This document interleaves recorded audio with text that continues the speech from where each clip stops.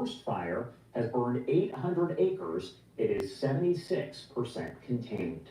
What you're looking at on your screen are just some of the latest facts coming in from CAL FIRE. Again, 4 active wildfires there. Also, as far as acreage, 40,000 acres have burned, and that number likely to rise, as well as the number of confirmed deaths. Officials do warn that number could increase as well over time. Structures destroyed, 12,300. Also important to remember, though, these fires are still burning, so that number also expected to increase here in the coming days. I do want to send it over to a statement from the sheriff in Los Angeles County. He was out there on the ground and filed this brief report, only talking for about a minute, but taking a look at just some of the damage he observed. I just took a drive here through. Hello, this is DrPaulCottrell, and I am recording this and doing the live stream on January 12th. So we're going to go over the news. A lot of it's going to be related to the fires in California, but I'm going to be going over also international news as well. Please help support my work by making sure you subscribe to all the channels. I have 4 channels on YouTube. I have Brighteon, Bitchute, and Rumble. I live stream on YouTube and Rumble. And a great way to participate is also to ask questions on X Spaces. So please follow me on X Spaces. On X, I have 2 channels. And so I set up question and answer kind of call in. So please participate with that when I do these live streams. In addition, you can listen to my recorded podcasts on my website, the-studio-reykjavik.com. You can also listen to my podcast on Podomatic and Apple Podcast. Great way to be abreast with the information that I provide.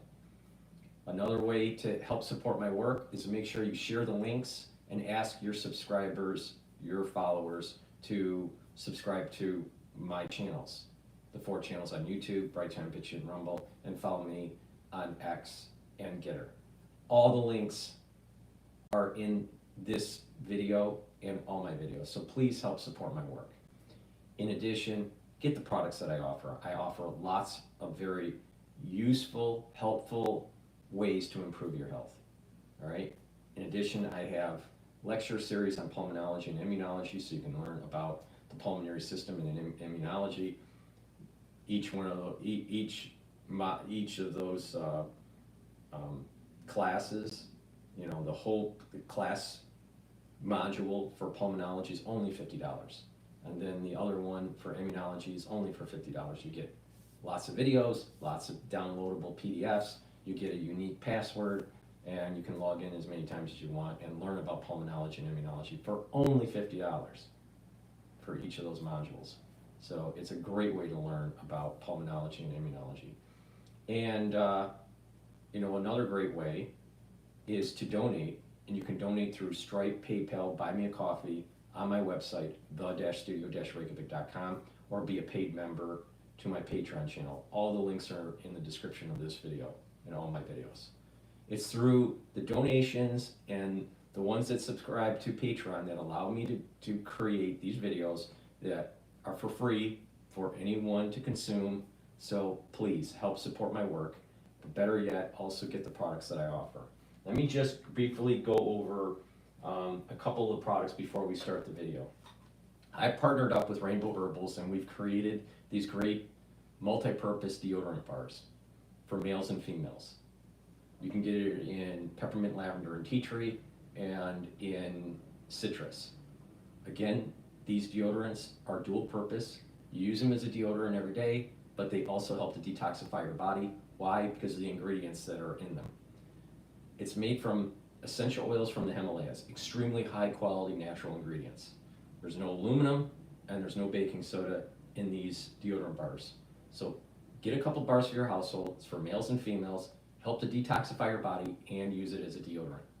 Very high quality. Please go to my store, the-studio-reykjavik.com. The link is in the description of this video.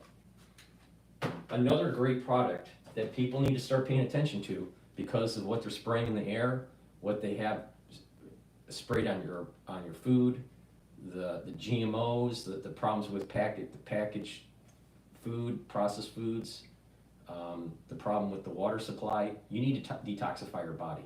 You're surrounded by chemicals and toxins that build up in your body, and you need ways to get rid of them. So a great way to get rid of toxins is zeolite. Zeolite will remove heavy metals, toxins, and chemicals from your body. It'll bind to the toxin or the chemical, and what will happen is that you'll be able to urinate it out into 6 to 8 hours roughly. You should be taking it every day. So take zeolite every day. Just take a couple drops underneath your tongue, drink it with filtered water, just a couple drops, small drops, every day, year round. There's some people that don't want to take it year round and they just want to detox a short amount of time throughout the year, maybe once or twice a year. A great way to do that is to take maybe 4 or 5 drops underneath your tongue, just small drops.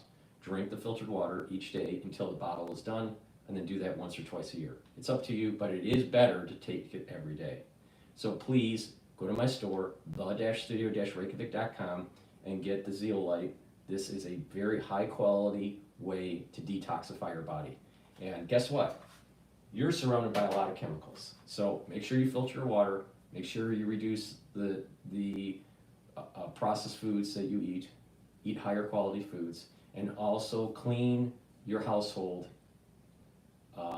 and remove toxic cleaning agents that are in your cupboards or in your garage or in your basement, because those do degas. They get into the air and you breathe them in, and those chemicals do get into your system and disrupt your endocrine system and your immune system.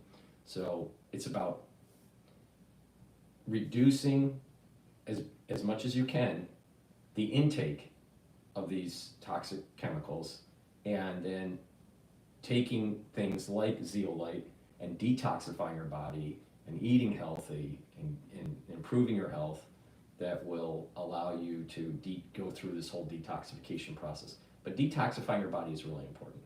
Now we're at the beginning of the year. It's a great way to just start, okay, time to reboot, time to, get healthy, and, start getting in the mindset of doing a detox.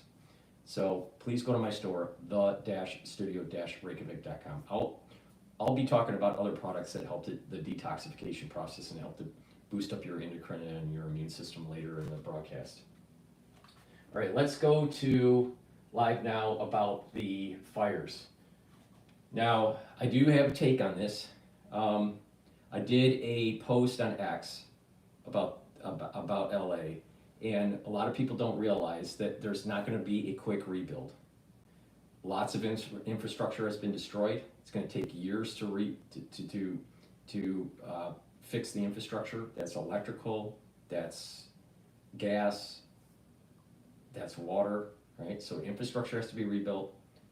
In addition, the permits for each building take approximately, in the best of cases, 9 months. Now, people would say, well, they can fast track the permits. I don't think they're going to be fast tracking the permits, because they're going to be overloaded with the number of permits that have to be looked over. So it's going to take about 9 months for permits. It takes approximately, once you start to break ground, right, it's going to take approximately 2 years on a good, typically 2 years to build. So you got 2 years plus the 9 months, so that's almost 3 years in a good situation. But because there's going to be such a large demand, the cost to rebuild is going to be higher. The number of construction workers won't be available, so there will be delays and cost overruns. The insurance isn't going to be there to help rebuild. And materials will be in short supply in the area. So it's going to take years, if not decades, to rebuild LA. Years or decades. It's not going to be a quick fix. It's not going to be a quick fix. Many people won't be able to afford to rebuild, and they move out. The problem that's happening, that people are saying in the LA area, is that now rental properties outside of the fire zones, so cities outside of LA, all right, rental properties are going up in cost, and people that have had homes for sale around the LA area, outside of the LA area, haven't been selling. But the brokers the real estate brokers are saying that there's going to be an uptick of people buying these homes. All right, so cost of living is going to go up because there's a lot of people that need homes and the supply is down. So in the short run, and maybe even the medium term run, housing costs are going to go up in the LA area. All right, so just keep that in mind. So there's going to be a lot of people that can't afford it and they're going to have to move out. Now some people stay in that area because of family or maybe work or whatever it is, but cost of living is going to go up, and the society isn't going to be rebooted really quickly. It's going to take years, if not decades, to rebuild LA. Now the question is, and I heard this from Biden, that there's going to be federal funds to help for the rebuild. Well, where was the effort from the federal government to help with the people during the flood in the southeast of the country? Well, that was primarily Republicans, right? And Trump supporters. So the federal government didn't care too much about it. And you heard the stories that FEMA was holding back on helping, and FEMA didn't have funds and all this stuff. Then all of a sudden, there's tons of money to help LA. Here's the problem, okay? The Democratic Party is going to lose in the midterm elections if they don't get funder money. Majority of the money that was coming in large donations, the large donors for the Harrison campaign during the 2024 election came out of LA, came out of California. So the federal government, run by the Democrats at the moment for the executive branch, is trying to send emergency funds to LA, to California, to help for the rebuild. Now there are people that are pushing back, all right? But the thing is that if they don't placate, if the Democratic Party doesn't placate to these rich liberals in California, especially in the LA area, they're not going to get donor funds for the midterm elections. So it's about politics. Don't think it's not about politics. It's all about politics, all right? And that's just trying to placate the large donor base, because it's coming from LA. That the big donors that gave to Harris's campaign are from LA. And many of them lost their homes. So what is happening now is that you have the federal government that's saying, we're going to do 100% rebuild. We'll have the money for it. We're going to spend $150 billion or whatever it is to help rebuild LA. It'll take forever, and there's going to be a lot of corruption. So Gingrich and others have said, don't give it to California. Don't even give it to the municipality to LA. Give it to the individual homeowners. Give it to the individuals that are in need, and bypass the state and the city. And that way you reduce the corruption, and in that way what happens is it becomes less of a political issue and it's more of a humanitarian need issue. And I agree with that. But here's the problem. There's a metaphysical way of looking at LA, and there is the more non-metaphysical, all right? If we look at the metaphysical, the day before, I think it's the day before, it could have been 2 days before, but I think it was the Golden Globes, I never watch it, but I believe it's the Golden Globes, they were demonizing God during one of their presentations. And then shortly after, 24 hours, 48 hours, whatever it was, I think it was the day before, LA is in a ball of flames. See, people don't understand that every day, at every moment, every second, every microsecond, you're given a blessing from the divine to be safe, to live, to whatever. And some people deserve it, some people don't. But the thing is that every microsecond, you're given a divine energy. And if that energy is pulled away, or a curse is put down on you, and a blessing is taken away from you, bad things happen. They knew, I think it's called the Santa Ana winds. I think that's the term that they use. But these winds are a common phenomenon in the area. All right? But the divine allowed it to. Okay, there was winds, but just enough to hold it back so it wasn't going to burn down the town. Then supposedly there's arson. Well, there's an individual that does it, but who does these arsonists? Who does these things that are burning things down, that have these tendencies that want to launch some sort of pyromania? All right, these are individuals that have lost a moral compass. So it's tied to religion in a lot of regards. All right, so the burning of LA happens right after they demonized God during I think it was the Golden Globes.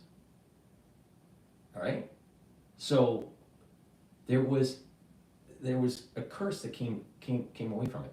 Now, just from just a ledger point of view, why should the rich privatize the gains of private property, but the risks they socialize so they get the rebuild money? No. At a certain level, if you were at a certain income level, I don't think you should get any federal funding at all, period. For the ones that are not wealthy, that lost homes, I think that people should be given help. But the wealthy? No, absolutely not. Absolutely not. And not just that, you got to ask the question on a metaphysical level, why did LA get burned down? It does seem to me that their lifestyle, their choices that they've made are antithetical to God, country, and family. And so the blessing was taken away, and the Santa Ana storm was allowed to take hold, and there was an arsonist, supposedly, and a fire broke out. All the ingredients were there. Now, God, if they wanted to set a blessing on LA, which he didn't, but if he wanted to, he could have prevented the arsonist from lighting the fire or calmed down the Santa Ana storm. But he didn't. And they kept on demonizing. I'm telling you, it's about the three pillars: God, country, and family. And if you have a society in the aggregate that demonizes one or all of those pillars, you have a society that is evil. So it's going to take a long time to rebuild LA. It's not worth rebuilding LA. And it shouldn't be done with taxpayer money to be used in a corruptive way through the state or the city. And it shouldn't be helping multimillionaires or billionaires. It should be helping the ones that are in need. Then you add in the poor management of preparing for something like this, where they didn't have the reservoir filled, the fire hydrants had low pressure or no pressure. So, they chose certain liberal policies over proper, basic societal preparation in disaster, fire or whatever, right? Some sort of natural disaster. Ill-prepared, totally ill-prepared, to the point where now we have the Canadian firefighters coming in and the Mexican firefighters coming in to California, and then you have firefighters that are coming from other states that have to go through an emissions testing to make sure that their fire rig is to California standards. Meanwhile, with all that debris being burnt into the atmosphere, burnt into the air, all that emissions from LA has offset all the gains with EV.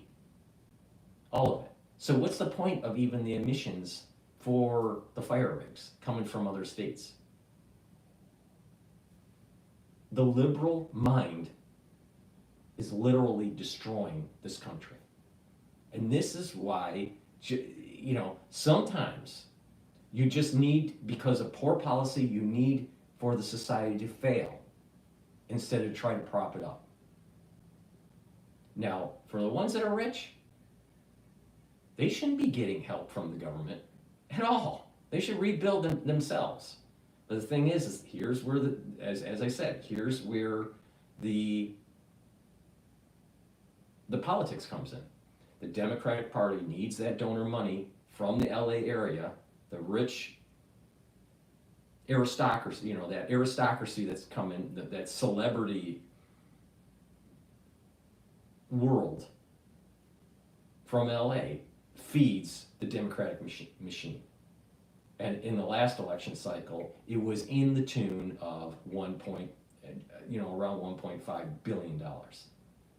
So if they had the money to fund and prop up a failed campaign for Harris, I'm sure they have the money to rebuild their society. All right? So they don't need the government money. But there are people that live around in that area that are not rich, that have lost everything. So they need help. The rich, they don't need help. They really don't. All right?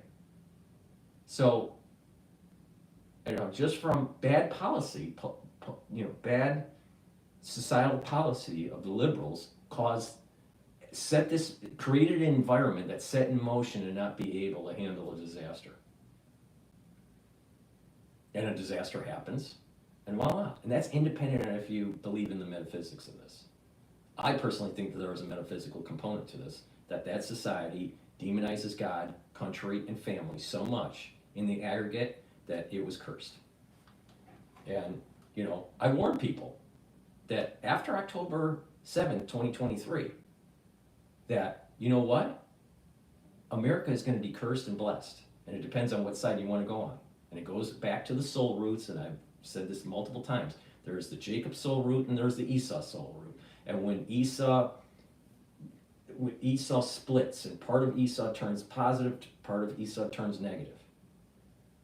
All right? So it's the head of Esau that's positive and the body of Esau that's negative.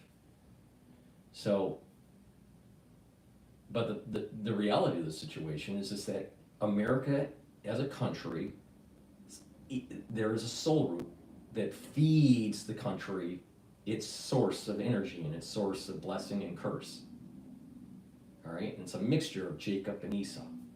But the complication is as we're moving towards these tumultuous times, there is this polarization of Esau's soul root where it's a positive and a negative. And the positive aligns itself with Jacob, the negative ends up dying, gets killed. There's literally a decapitation of Esau. There's a physical decapitation and there's a spiritual decapitation to allow for the positive and negative. Now, many people that are coming from the LA area that are ultra-lib, they're part of the negative part of Esau. 100%. 100% on this. So don't be surprised that these things continue to happen in the country. It's going to happen. It's going to get worse, and it's not only going to be on the ultra-liberal, it'll be on also the ultra-conservative. Because an Esau isn't just, a negative Esau is not just an ultra-liberal. It's an ultra-conservative, where they're only thinking about the country. They're only thinking about themselves. So, more bad stuff is going to be happening, for sure, in 2025. Now, unfortunately, a lot of people are in need and a lot of people are hurting. But the thing is we're living in tumultuous times. And if we keep on not paying attention to the God, country, and family concept, more of this is going to happen.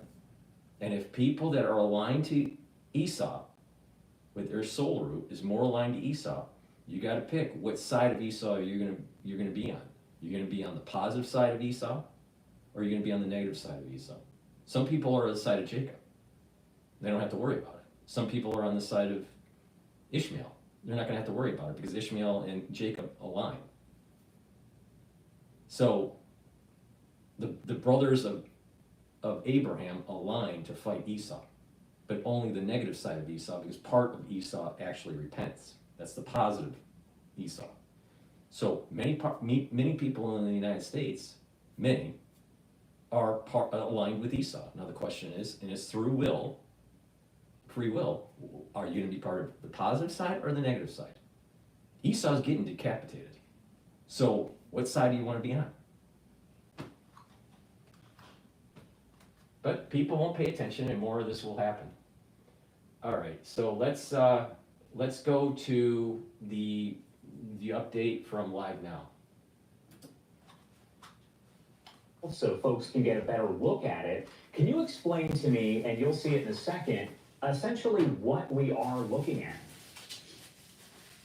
Sure. So we heard a lot of screaming coming from outside, and these two gentlemen were very heated in their exchange. And so we stepped outside to see what was happening, and the first thing we noticed is one of the men is holding a blowtorch, and the other man is like, he's trying to start a fire. He just tried to start a fire. On that low line. Yeah, and so we're trying to figure out, all right, what's happening, what's going on, why is this guy walking around with a blowtorch? And he does not, I'm like, when we first stepped outside, we were like, hey man, just set the blowtorch down and let's figure out what's happening. And like, he was not gonna set the blowtorch down no matter what, and it wasn't gonna happen. And we're like, hey, let's figure out what's happening, put the blowtorch down, we can all talk, let's figure this out. So this seems like that this is really arson, and a group of people are coordinating to create the arson. But it goes back to what I said, that doesn't nullify the metaphysics. God's allowing these arsonists to take place.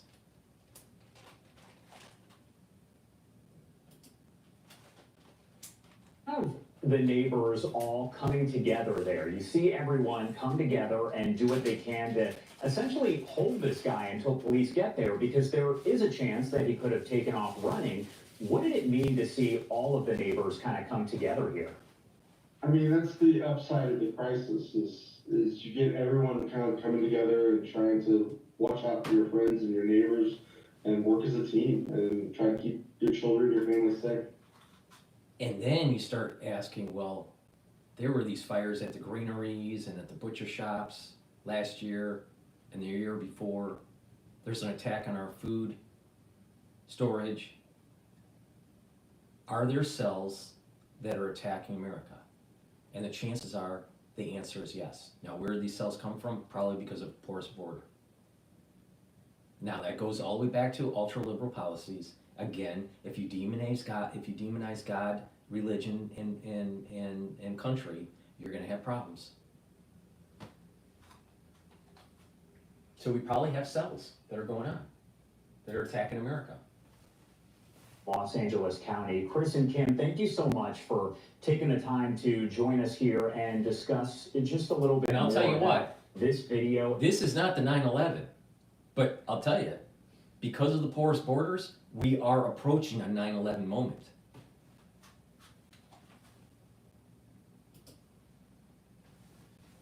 Stay alert and make sure that you help your neighbor. That's what it's all about. That is definitely all very good advice. Thank you again for taking the time to join us, and please stay safe. Thank Thank you. you so much. The time now 9:59 on the East Coast and 6:59 on the West Coast. Do want to remind you that in just a minute or so, we expect that our Fox 11 LA team is going to begin their live team coverage. It looks like they are going to have, as they have been over the past several days, a team of reporters covering this from each and every angle. So we are going to bring that to you in a matter of minutes as it does get underway. In the meantime, do want to remind you of some of the latest information that is coming in from CAL FIRE at this point. And by the way, we do expect an update here from them in just about an hour. The Palisades fire, 23,654 acres have burned. That fire at last check is 11% contained. Now the Eaton fire has burned more than 14,000 acres and is 15% contained. The Kenneth fire has burned more than 1,000 acres, 90% contained, according to... And so because of the winds are going to be picking up on Monday and Tuesday, according to the weather report that I saw, maybe it was 2 days ago, but maybe it's changed a little bit. But basically, Monday and Tuesday, winds are supposed to pick up. So last night, I think I looked and there was a prediction of 70-mile-an-hour winds on Tuesday. So that means that whatever's not contained is going to spread. If additional fires are ignited, either because of arson or because of the ash spreading and lighting up rooftops or whatever, it's going to get worse. Monday and Tuesday, there's going to be more carnage.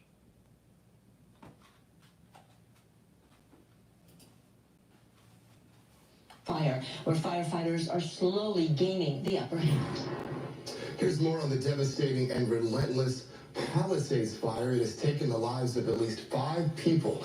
That number, of course, is expected to go up. 150,000 residents are currently displaced, some 12,000 structures destroyed or damaged, and firefighters have made progress, though, thanks to calmer winds. But, unfortunately, new Santa Ana gusts are on their way. National Guard troops are helping, and police are warning looters that they will be prosecuted. And firefighters battling the Eaton fire, working overnight to create more fire breaks. Containment now up from 15 to 27%. But just a few hours ago, we saw that fire flare up once again near Angeles Crest Highway and Altadena Drive. Eaton so far has burnt through over 14,000 acres, destroying 1,200 structures, and it's now threatening at least 40,000 more. Now think about this. The amount of destruction that has happened is more than 2 Manhattans. It's going to take a long time to rebuild. A long time. A long time. This is not something that's going to be quick. Now, I want to go to Fox and I want to hear what Joe Rogan, Mel Gibson, and Tyrus has to say about California leaders. I think this will be interesting. Can we stop with the self-care weeks? Like, what if we did adult weeks instead? Think about it. Instead of laying in bed and rotting away, we literally just dedicate an entire week. How crazy it is that they spent $24 billion last year on the homeless. Yeah. And what do they spend on preventing these wildfires? Zero. Zip. And then he gets on TV and pretends like everything's great. Mm-hmm. And California's the best. We have the best state. We have the most amazing economy. I'm like, you're out of your mind, dude. You've ruined the state. And in 2019, I think Newsom said, I'm going to take care of the forests and maintain the forests and do all that kind of stuff. He didn't do anything. Didn't do anything. And then on top of that, they cut the water off. Yeah, that's right. Yeah, it's all funny. And then I think all our tax dollars probably went for Gavin's hair gel. I don't know, but it's like, it's sad.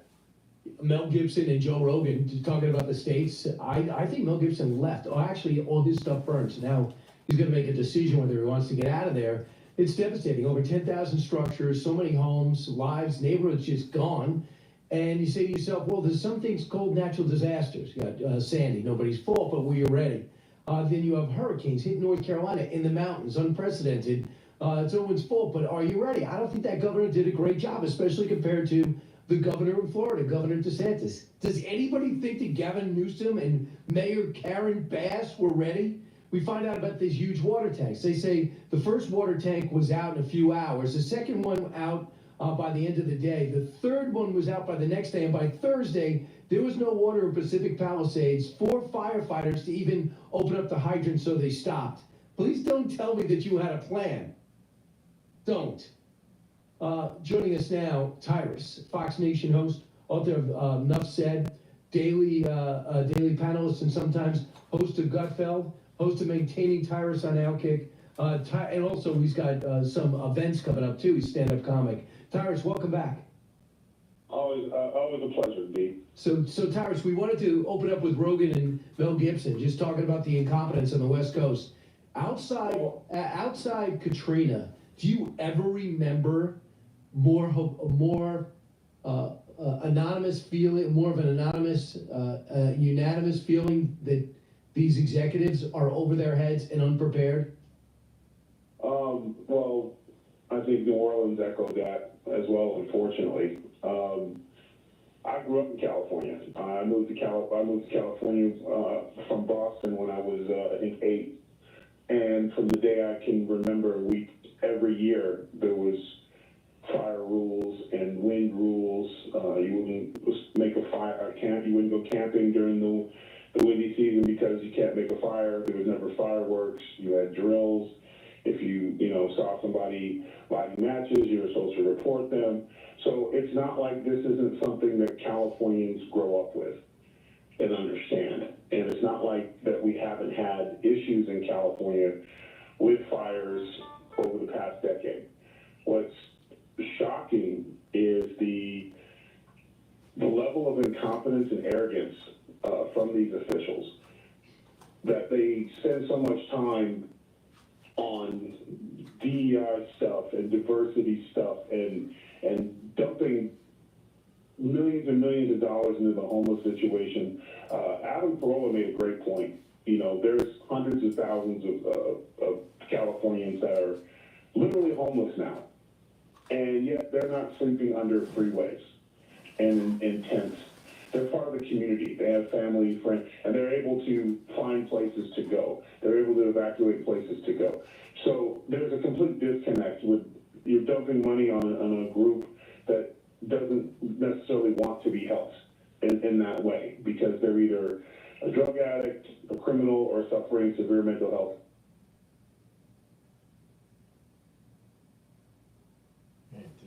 Well, for a forensic accountant to look to see where that money's really going. You have the same thing in New York with the previous mayor. I can't remember the tall, goofy guy no one liked. De Blasio. Yeah, where his wife was in charge of $1 billion on the Thrive Foundation, and nobody benefited. We don't know where the money is, and nobody's asking. Exactly. And that's the problem. But also the other side of it, Californians, this is what you get when you vote for the picture on the box. This is what happens when your mayor had 17 hours on a plane to think of a way to comfort her constituents. She was silent, stared in the face because she couldn't think of who to blame. And that's what it is. They all passed the buck.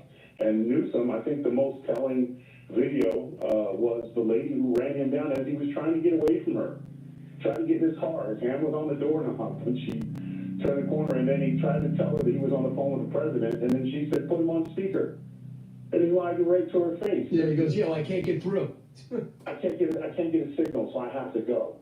He was looking for a place to do a interview where it would look like he was on the ground. He was boots on the ground, and I think that's what Californians have to figure out.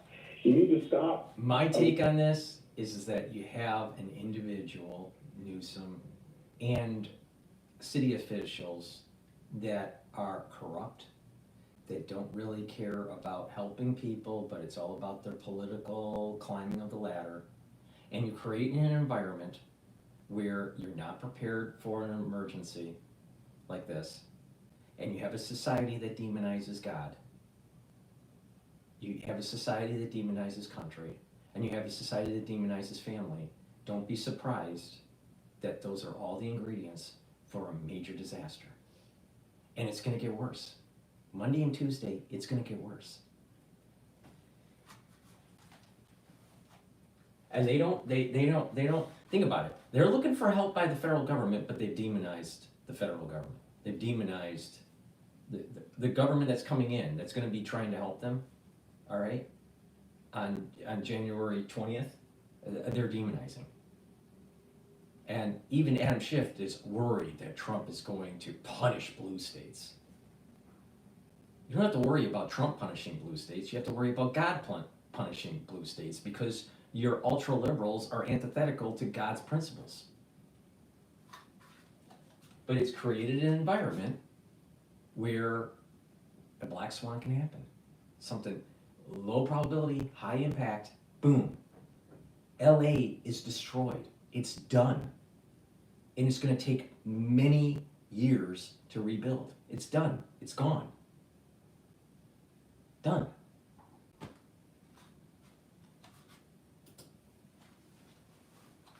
People based on the boxes they check and hit the resume. it's someone that has at least skin in the game when it comes to wildfires in California and natural disasters. I remember the San Francisco earthquake when I was growing up was a big deal, but it was unified. Now, I remember there was that great picture. I think it was Will Clark helping one of the children get out of the stadium, but there was a plan in place, and there was, and it wasn't days after where you had, the government officials coming out and talking in past tense. Their press conference, I don't know what was worse with that, the silent stare or the completely unintelligent press conference where she was talking like the fire hadn't got here yet. So here it is. Listen to this. Cut 12. We did not see a single fire engine. We watched as Good Samaritans guided traffic. There was fear and there was a lot of confusion.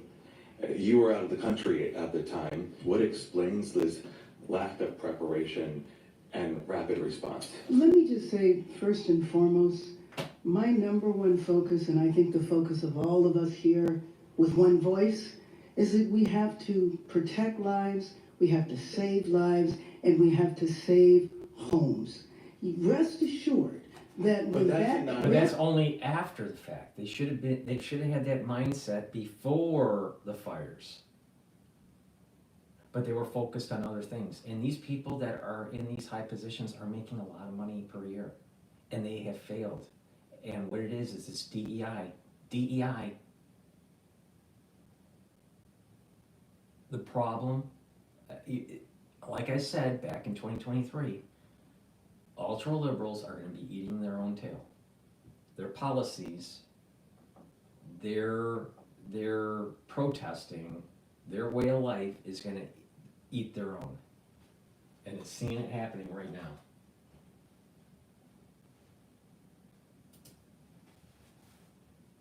Assured, let me finish. Rest assured, when that is done, when we are safe, when lives have been saved. Enough. We'll go back and do a forensics on what went wrong. I don't believe for a second that those water tanks were full, number one. No, they weren't. And number two is the president said that the electric went off and the pump stopped. That's why the hydrants didn't get anything. Did you tell the governor that, genius? Because he's never said a word about that. Where'd you get that from? The part that I loved the best was that she was reading her prepared statement, not the question. And the reporter did a great job, and I'm glad to see, maybe because the journalist was affected, that they're asking follow-up questions of the left again. And he hit her with, it's too late, it already happened. And she's like, let me finish. And she had to be aggressive, and because he was being misogynistic, I guess, by questioning her. I guess no one told her that she was the friggin' mayor. And she kept going with her statement, and that's perfect. Cut it off. They're unprepared, and this is a growing trend again. New Orleans, the nightmare, and then you get the politician is in there, and they say, well, we had a plan, but the terrorists beat our plan. In New Orleans. So and then I guess now the mayor's gonna say, we had a plan, but the fire beat our plan. So they have an excuse for everything, and what the best part is when you catch them unprepared, you see exactly what you voted for. There was no incompetence that were voted in, DEI, identity politics, lack of preparation, corruption, being paid way too much for these positions, and you have a society that is demonizing the three pillars: God, country, and family. Don't be surprised that is a mix in the cauldron of bad omen, of bad things are going to happen.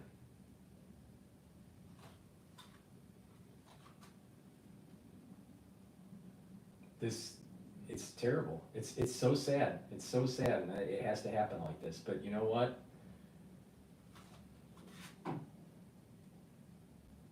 Individuals, like I said, that are tied to Esau, they're going to be split towards either the positive side of Esau or the negative side of Esau.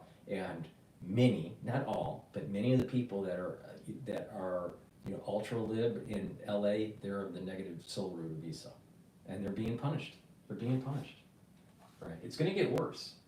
It's going to get worse in the United States because there's going to be a curse that's coming down on many areas of the country. There's going to be other areas that are going to be blessed, but there's going to be many areas of the country that, and it's not just blue. It's also going to be the ultra conservatives that have this mindset of pacifism, that has this mindset that's demonizing different types of religions. You know, so both sides of the spectrum, the ultra conservative and the ultra liberal, are going to be cursed. And the weird thing is, the weird thing metaphysically is that they're from the same soul root. The ultra lib has a different mindset, but they're from the same soul root. Esau, negative. Ultra conservative. Esau, negative.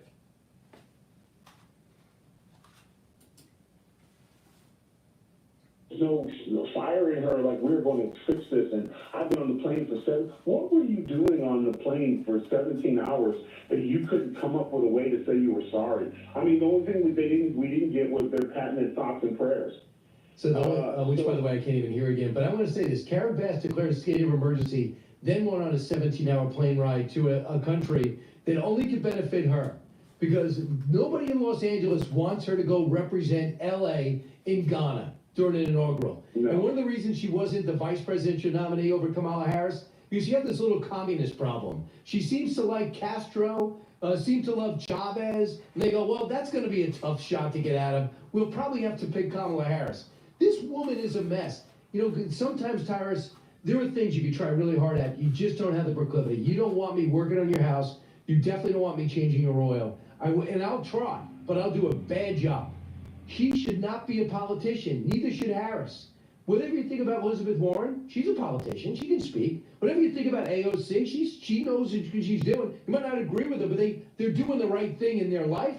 She should not. She wants to be the Queen of England. She wants the respect, title, and power. She doesn't want to do the job.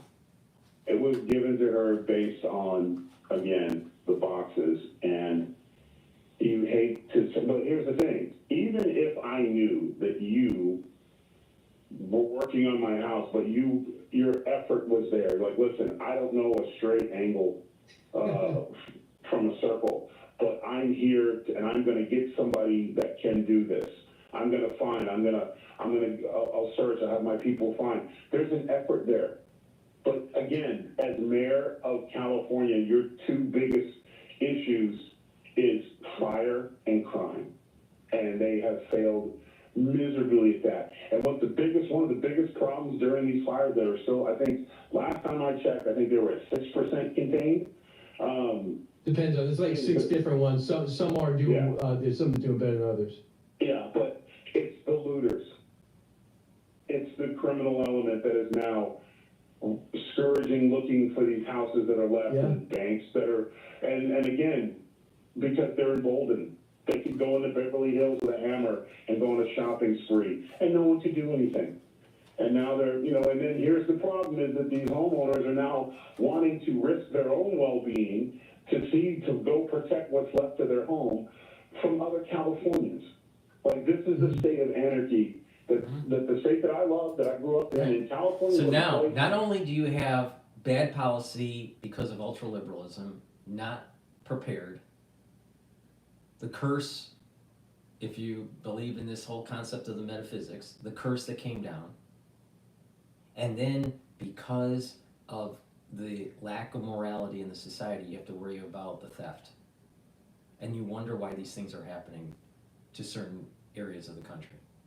I mean, New York's full of crime.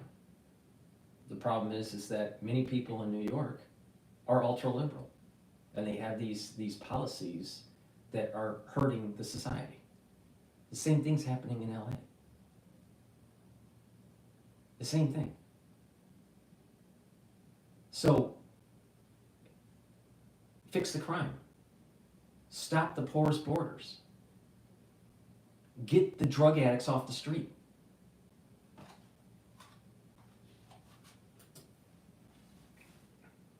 one of the California's a coolest places in the shithole world. now. You know why? Because you could literally go to the beach on Saturday, go to the mountains on Sunday, Monday hit the desert, you know, and then go down and be in the city. It had everything for everyone, and they have turned it into, it is just, it's successful.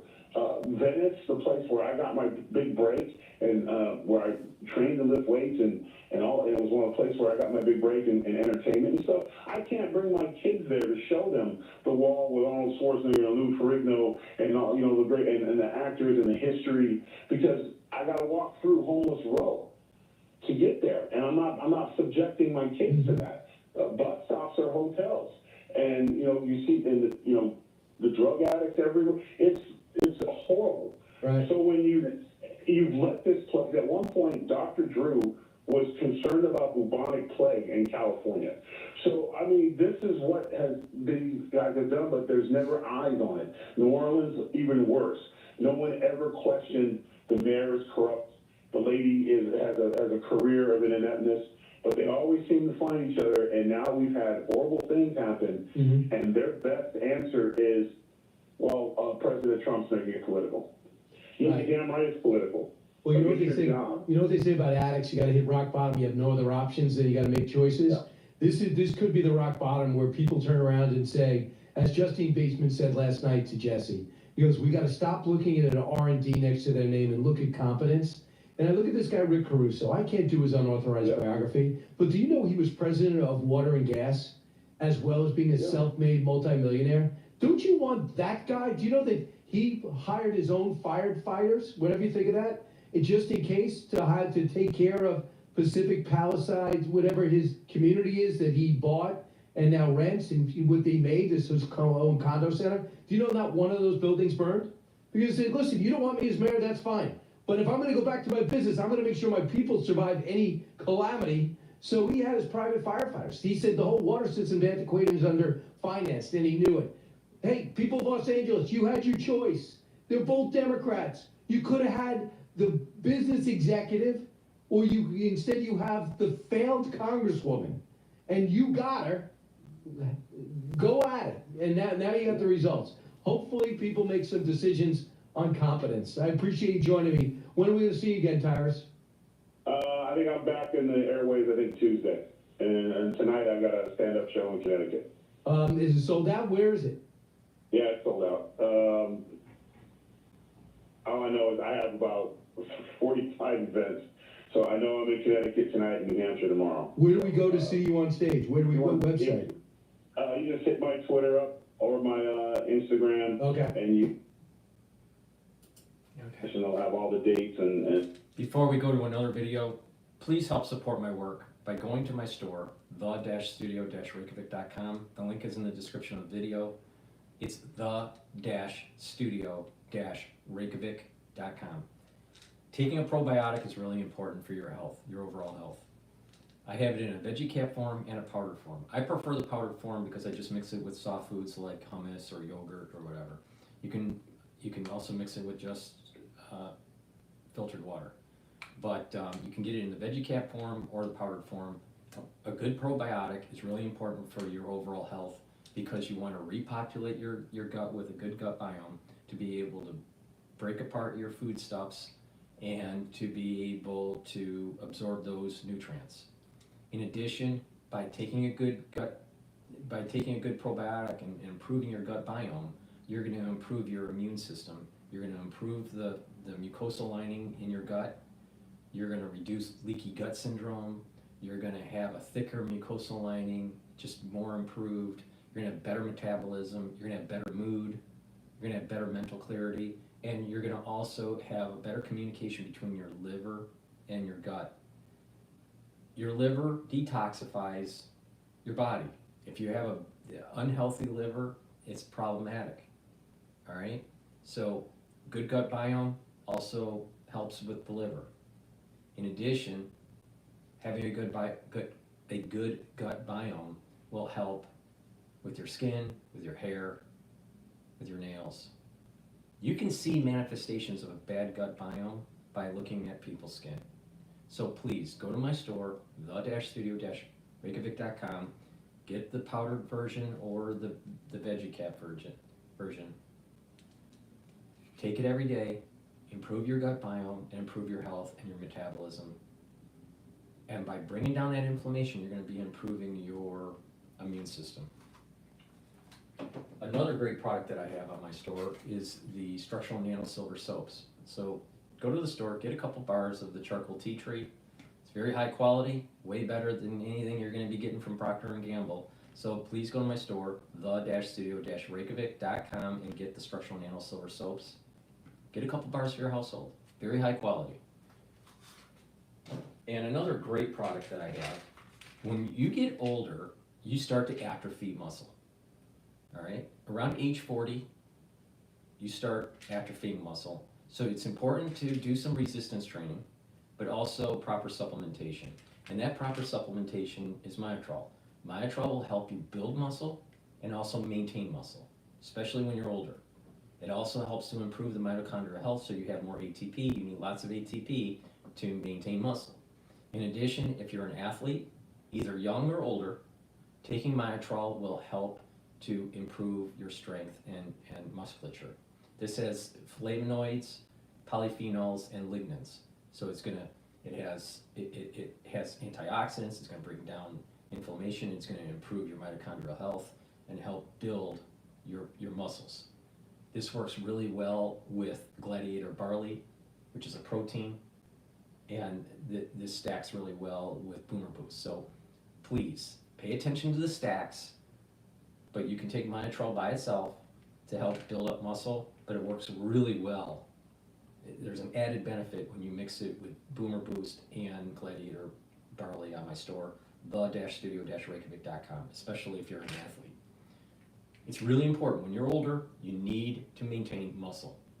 A lot of people don't realize that a lot of the problems that people start having with their back is because they're losing musculature and they're not working out and not doing resistance training and doing back muscle exercises and stretching. But when you're taking Myotrol and you're doing these back exercises, stretching and weight lifts, then what's going to happen is that your posture is going to increase, and the skeletal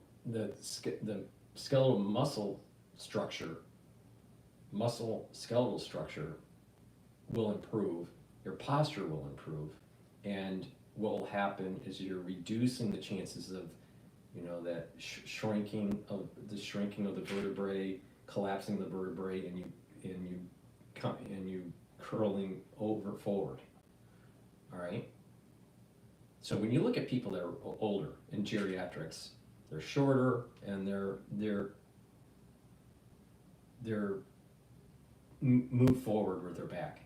Well, you can reduce that by taking Myotrol, doing the back exercises and the stretching, all right, and doing resistance training, building up muscle. And when you do that, over time, what you're going to start noticing is your back is improving, the posture is improving, you're getting better flow of your blood, you're getting better flow of your lymphatic system, and you're getting healthier by doing this. It takes time, but if you let your body atrophy, you're going to start having these other problems. And so you start losing muscle, you move around less, you lose bone density, you fall, break your hip, 3 weeks later you're dead. All right? You don't want to do that. So take my advice, start taking Myotrol, do some resistance training, some back exercises and stretching, and it works even better when you mix it with the gladiator barley and the Boomer Boost. Go to my store, the-studio-reykjavik.com.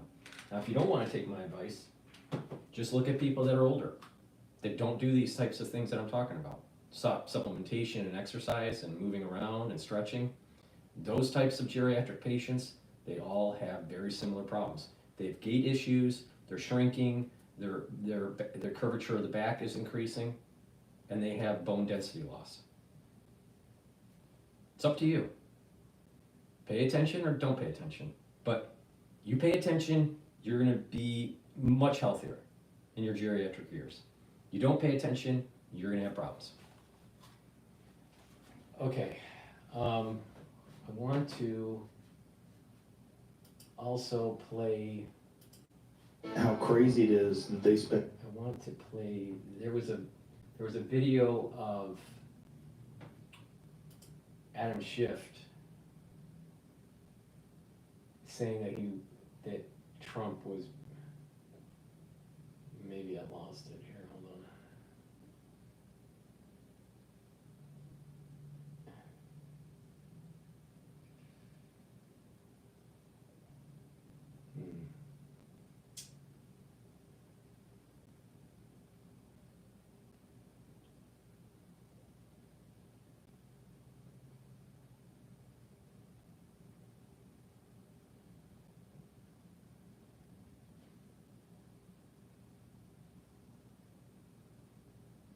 All right, let's play Kevin O'Neill about New Scum.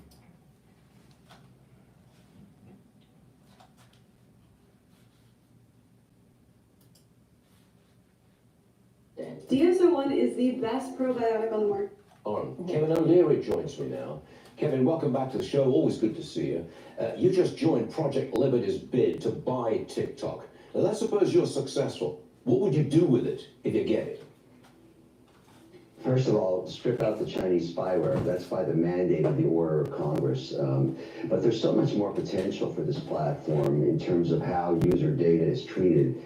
It's stalled out at 170 million users. We'd like to get it past 200 million, and that means we've got to get everybody back that doesn't trust it, that wouldn't put it on their phone. And the way to do that is to democratize it. Allow people to invest beside us. We've talked about this, Stuart, for almost a year.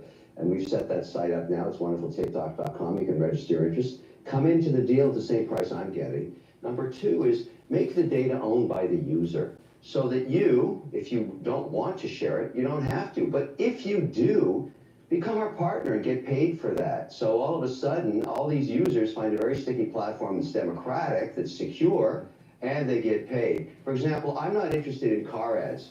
I want to learn about watches. So everything about watches, I want to learn. I want to be advertised to, and I want to get paid. You get to do that. The third thing I think everybody's going to find attractive, including Trump, is we're going to open it so that it's interoperative. So if you're posting on Truth Social or on X, click here to populate TikTok. Everybody would want to do that. And we would ask others like Instagram and Meta, let's do the same thing. Let's share two ways. After we've got all that done, on a plane to see Modi in India, let's light up those 210 million users there, Switzerland, France, Canada, Germany, they're going to want the same thing. This thing will become the world's largest television network in a matter of 2 years. Watch it happen. Frank and I have been working on this thing for 2 years. I hope you get it, Mr. Wonderful. Governor Newsom blames the fires on climate change. You blame him. I've been saying that California is in desperate need of a change in politics. What say you? You know, I whimsically said last year, probably with you, that California is a dumpster fire. And sadly, it is a dumpster fire. It's tragic what happened here. Gross mismanagement. We started talking about this with San Francisco, which is a war zone. And now LA, before this, was riddled with crime, people walking in and out of the stores, just stealing stuff. You documented that forever. It is time for change. Gavin Newsom is a terrible manager. He is the Justin Trudeau of California. He's horrific. And obviously, people should want to make a change and hire somebody else. But I think it goes the other way. I think they're so tired of the rhetoric and the policy and the taxes and the mismanagement. You know, just watching that woman talk about, it's all over the internet now, where is the water pressure in my fire hydrant? To Gavin Newsom, he says, it's a local thing. You can't say that when you're a politician. You have to own the problem. He doesn't even understand that. Time for him to get removed from office immediately. That lady, by the way, is on this show a little later today. Kevin, thanks for joining us this morning. All good stuff, and we will see you again real soon. All right, let's... Zero accounting software help. All right, let's go to Cash Jordan, because this talks about the whole theft issue in New York. Now, you got a theft issue that's going on post-LA fires, or concurrent with LA fires, I should say. But before we do that, let me do a product plug. Please help support my work by improving your health. Follow my protocol to improve your immune system and to slow down the aging process. taking turmeric is a great antioxidant. It soaks up free radicals, but it also brings down inflammation. Ashwagandha also brings down inflammation. It controls cortisol levels, it controls your blood glucose levels, and it works synergistically with turmeric. By taking these together, you're going to improve your immune system and your cardiovascular system. And by bringing down inflammation, by bringing down that chronic inflammation, you're going to age slower. Having chronic inflammation speeds up the aging process and weakens the immune system, because high cortisol levels and constant inflammation is immunosuppressive. You don't want that, all right? High cortisol levels will weaken your immune system. So you need to bring that down. You need to calm it down. So by taking turmeric, you calm down the pro-inflammatory cytokines, you soak up free radicals. Taking ashwagandha root, you're bringing down cortisol levels and controlling your blood glucose levels. Taking them together, it's an added benefit, improves your immune system and your cardiovascular system. Please go to my store, the-studio-reykjavik.com. Another great product that I have is C60. C60 soaks up free radicals. It's very potent. Take a teaspoon a day. You can get it in a 2 ounce, a 4 ounce, or an 8 ounce configuration. You can get it in avocado oil, extra virgin olive oil, or MCT coconut oil. And by taking it every day, you're going to slow down the aging process. You're going to soak up those free radicals and improve your mitochondrial health. That means that you're going to have more ATP, and you're going to have a better immune system and a better endocrine system. So please go to my store, the-studio-reykjavik.com, and get the C60. I'll be talking about this later. This stacks really well with many other supplements, such as NAD+, ubiquinol, NAC, resveratrol, the turmeric and the ashwagandha.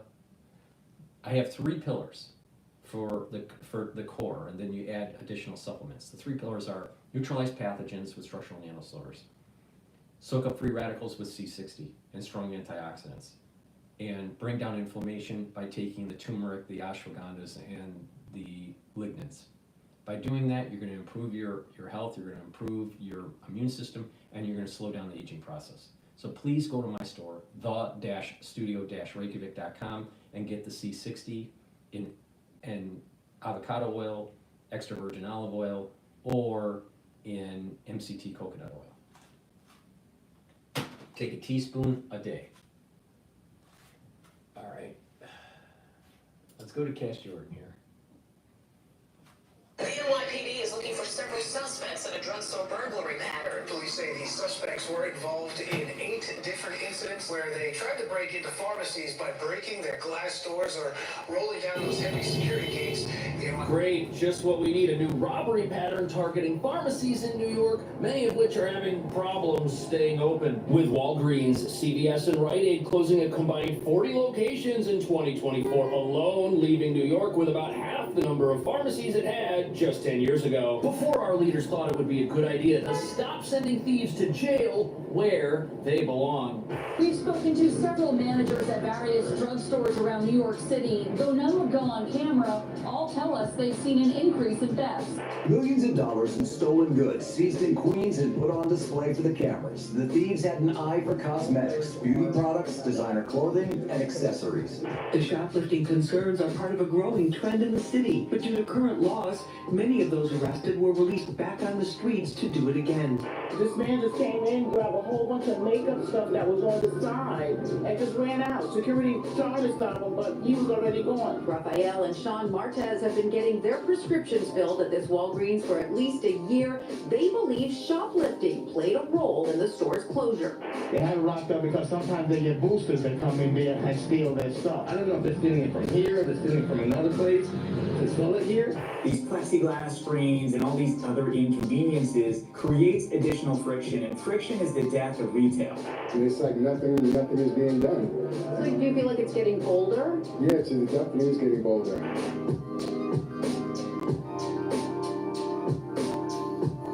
So Nearly half of New York City's drugstores have disappeared over the last decade as retail theft continues running rampant. But what nobody's talking about is all of these pharmacy closures. They're happening 1 year after our leaders promised to get tough on shoplifting, a promise many businesses are still waiting for them to keep. And sadly, if you walk through any pharmacy in town, you'll be greeted with all the signs that the high crime environment afflicting our stores is here to stay, with locations throughout New York locking up their products because here we won't lock up our criminals. Because stealing here's been decriminalized, making New York a breeding ground for professional criminals who take things that aren't theirs and then sell them on the internet or on the side of the street somewhere. Perpetually funding illegal retail arbitrage businesses that will exist as long as shoplifting here remains a non-jailable misdemeanor, provided it's peaceful shoplifting that doesn't escalate to a physical altercation with another person, as for some reason our criminal sympathizer leaders don't think destroying security barriers or cutting security tags counts as violent behavior. And that brings us to the real reason why New York is losing so many pharmacies, leaving many neighborhoods without a viable alternative to get things like prescription medication or everyday basic items. Many of these businesses were already struggling for a variety of reasons, and as retail theft continues to creep up, it erodes whatever was left in the store's margins, leaving them no choice but to shut down, something Walgreens alone did 22 times last year, leaving it with just 189 locations left in New York. However, as you're about to see, retail theft isn't just a problem for pharmacies that end up closing. It also raises the cost of living for every New Yorker, even those who already buy everything online from places like Amazon, revealing that as criminals loot and destroy these businesses, they're actually destroying New York City itself.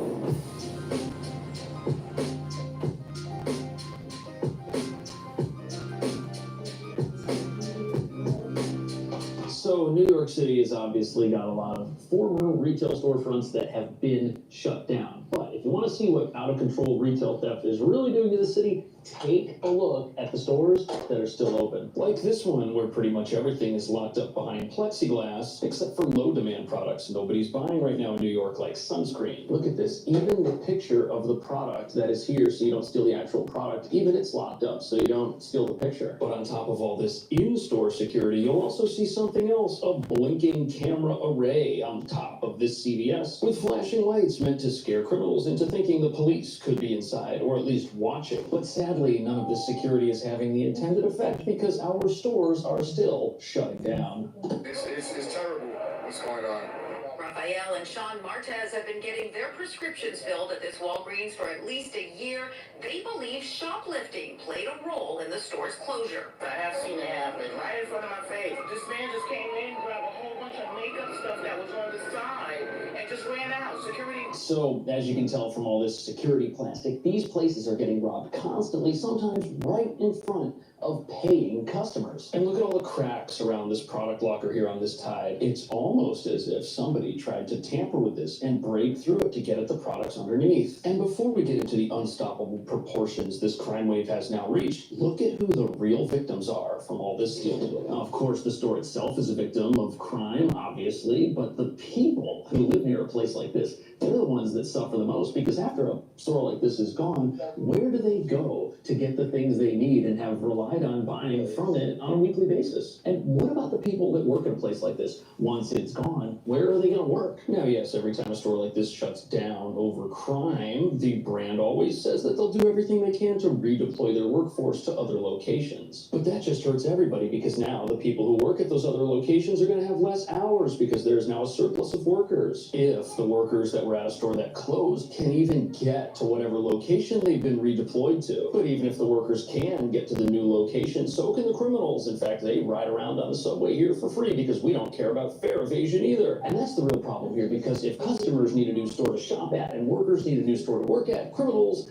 they're going to need a new store to steal from, and everybody's going to end up at whatever store is still hanging on. And hanging on is definitely the best way to describe it. After one Upper East Side pharmacy closed, the sole surviving location said that they were getting robbed once an hour. And as you're about to see, closing stores is not going to put a stop to New York City's theft problems at all. In fact, it's only going to make it worse. Another guy while he was chasing him, stole candy. And it's like nothing is being done.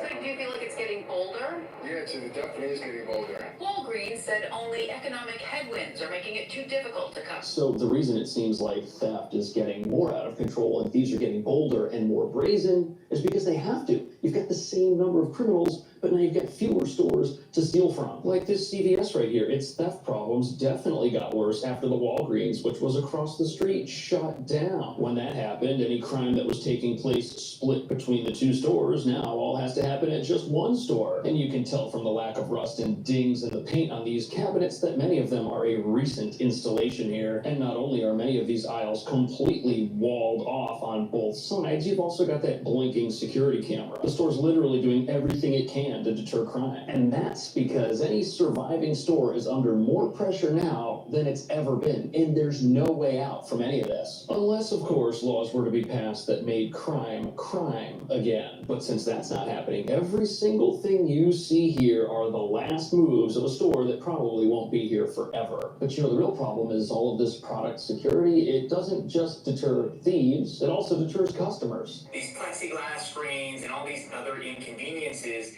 that are added to customers who are simply there to make a purchase creates additional friction, and friction is the death of retail. Walgreens said in a statement, Friction is the death of retail. He's 100% right, and if it takes longer to buy things in a physical store, less people are going to put up with that. But it's not just the inconvenience factor that's a big deal here. All this security costs money. It's not free, because every time somebody wants to buy something, they need a human to help them get it, and that costs money. And that money can only come from one place. Just look at the price of this deodorant. It's absolutely expensive, almost $20 when a 3-pack of the exact same stuff costs $23 on Amazon right now. That's crazy. And if prices are going up and convenience is going down, what reason is there to even shop in a physical store anymore? You'd literally have to be desperate for some overpriced item and need it immediately for some sudden purpose to even go into one of these places. But if things are 3 times the price of what you can get them for on the internet, people are going to change their habits, and most people are. They're willing to wait a couple of days to get their dryer sheets. Just order your dryer sheets ahead of time. That way you don't have to run out and then come into a store and pay more than you pay on the internet. However, the internet is a double-edged sword because it's both the cure for in-store theft and the cause of in-store theft in many cases. Because although you can't steal these cleaning products from Amazon as it's online, someone else could steal them from a place like this and then resell them back to you. And that is the whole reason stores like this, no matter how well guarded they are, may not have a whole lot of time left, at least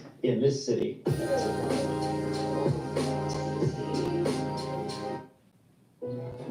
Okta simplifies user enrollment by providing seamless customer identity and access management, so... In other words, Okta helps your customers sign up in a snap.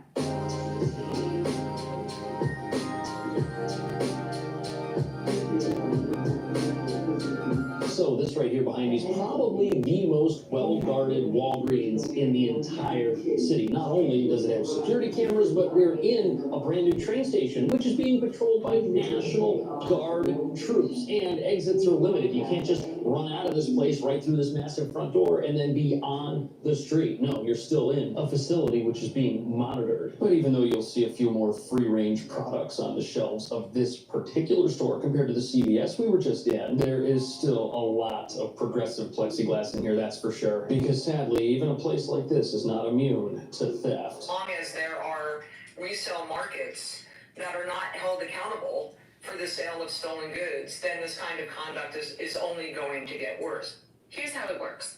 A criminal network hires an individual or crew called boosters. After robbing a retailer, they turn over the stolen goods to someone waiting nearby called a fence. The fence then takes the haul to a home or warehouse where a cleaner removes anti-theft devices or marks. So there's a couple angles to this online retail theft component. The first angle is that it makes it very easy for anybody to say that they have a product and to list it for sale and to offload it. And the second problem is that these companies like Amazon benefit whenever something is sold on their site. They take a cut, and some people people say that's why they aren't doing more to get rid of illegal products from their sites. However, even though Amazon and eBay benefit from the sale of anything, no matter where it's from, it's not the fault of these sites that New York has a massive retail theft problem. A problem which is so bad we've even got to lock up our ice cream with a massive padlock. Look at the size of this thing. Now, of course, you can't sell ice cream online, but there's another place you can sell it in New York City, which is why this stuff, too, is locked up, revealing that it is not the fault of the internet alone that New York has a $4.4 billion shoplifting economy. But before we get into the other ways stolen products are offloaded in this city that is unique to it, it's important to understand that even if Amazon stamped out every illegal listing on their entire site, this stuff, it would still get taken and it would still end up somewhere else because people who steal want money. And even though Amazon and eBay probably should be doing more to keep the sale of illicit goods from taking place on their platforms, the real problem is places like New York aren't doing enough to stop criminals from taking things in the first place. Here's an example of a serial shoplifter with over 100 arrests. How is this even allowed to happen? How is somebody allowed to commit 100 crimes and still be walking around on the streets? And how are we supposed to expect this? This is what I'm saying about the God, country, and family. If you have lost ethics with what between right and wrong, especially with theft, you are not aligning yourself with spirituality, and so you have a society that is devolving. You know, this is crazy. What's going on in New York is crazy, but you know, on top of it, to add, you know, insult to injury, what's going on in LA? People lose their homes and then, you know, people are going in trying to steal people's property while people have evacuated. I mean, what kind of person can that would take advantage of people like that? That is just so wrong on so many different levels. It's crazy. But, you know, ultra liberals, they don't want to do anything about the crime. To learn something the 101st time they get arrested that they didn't learn the other 100 times. We're not. And criminals like this are the real reason New York has an out-of-control crime problem. Now, that doesn't mean Amazon is innocent. After all, the more products that are locked up in stores, the more people who will just go online to buy from them. But the reality here is that in New York, you've got a lot of places to offload something that you took and want to resell, and the city's not doing anything about it. Millions of dollars in stolen goods seized in Queens and put on display for the cameras. The thieves had an eye for cosmetics, beauty products, designer clothing. The defendants utilized social media, Instagram, and other online resources to advertise for the stolen goods for sale both here and for abroad.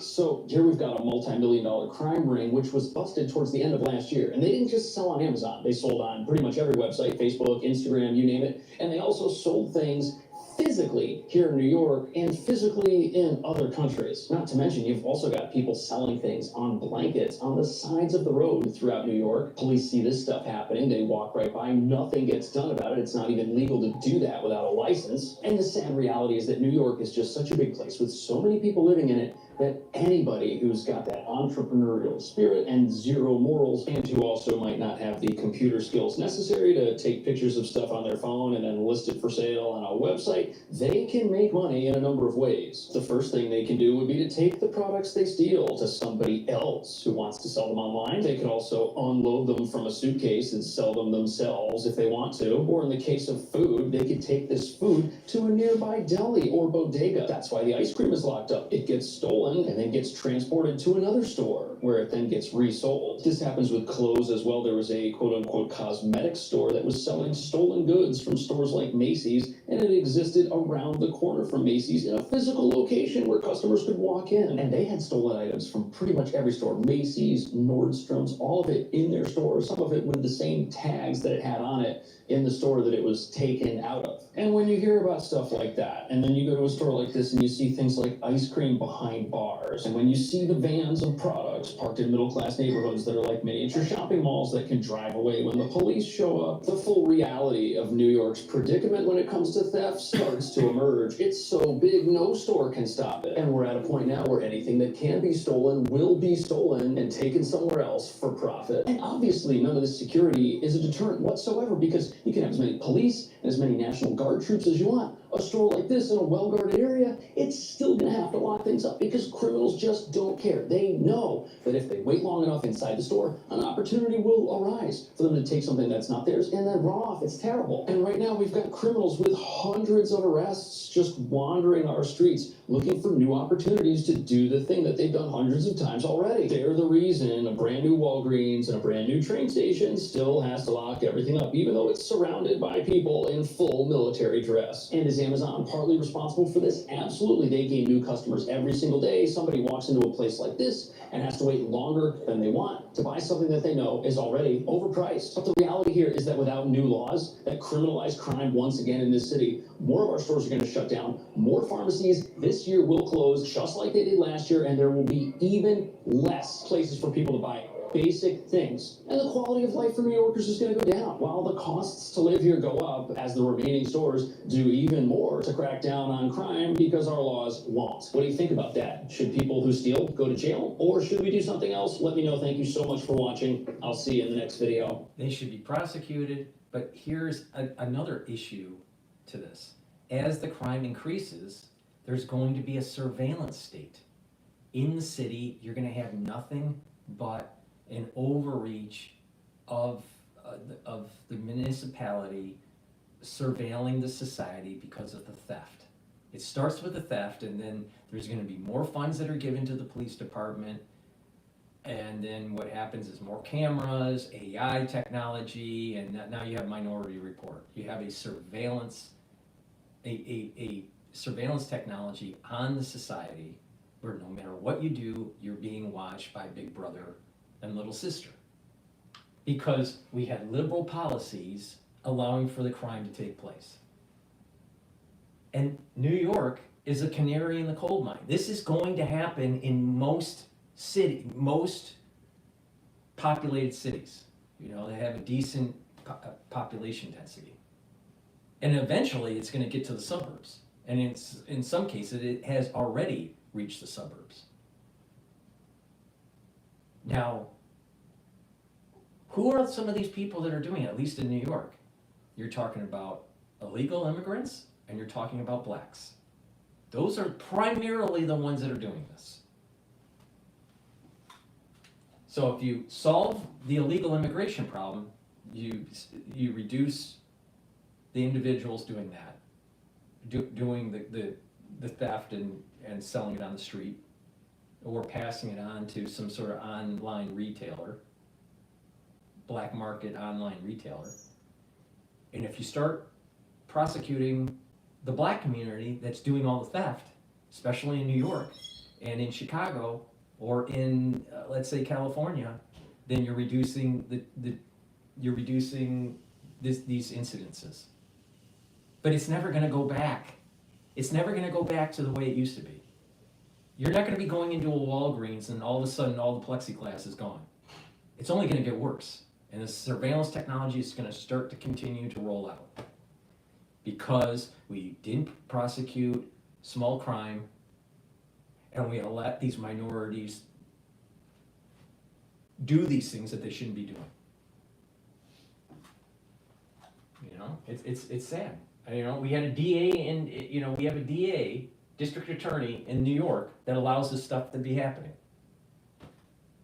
You know, he's so busy trying to convict Donald Trump on porn star payments, but he lets all the real criminals get away with stealing things and getting away with murder, literally. All right, let's go to BBC. This is the BBC's take on the LA fires.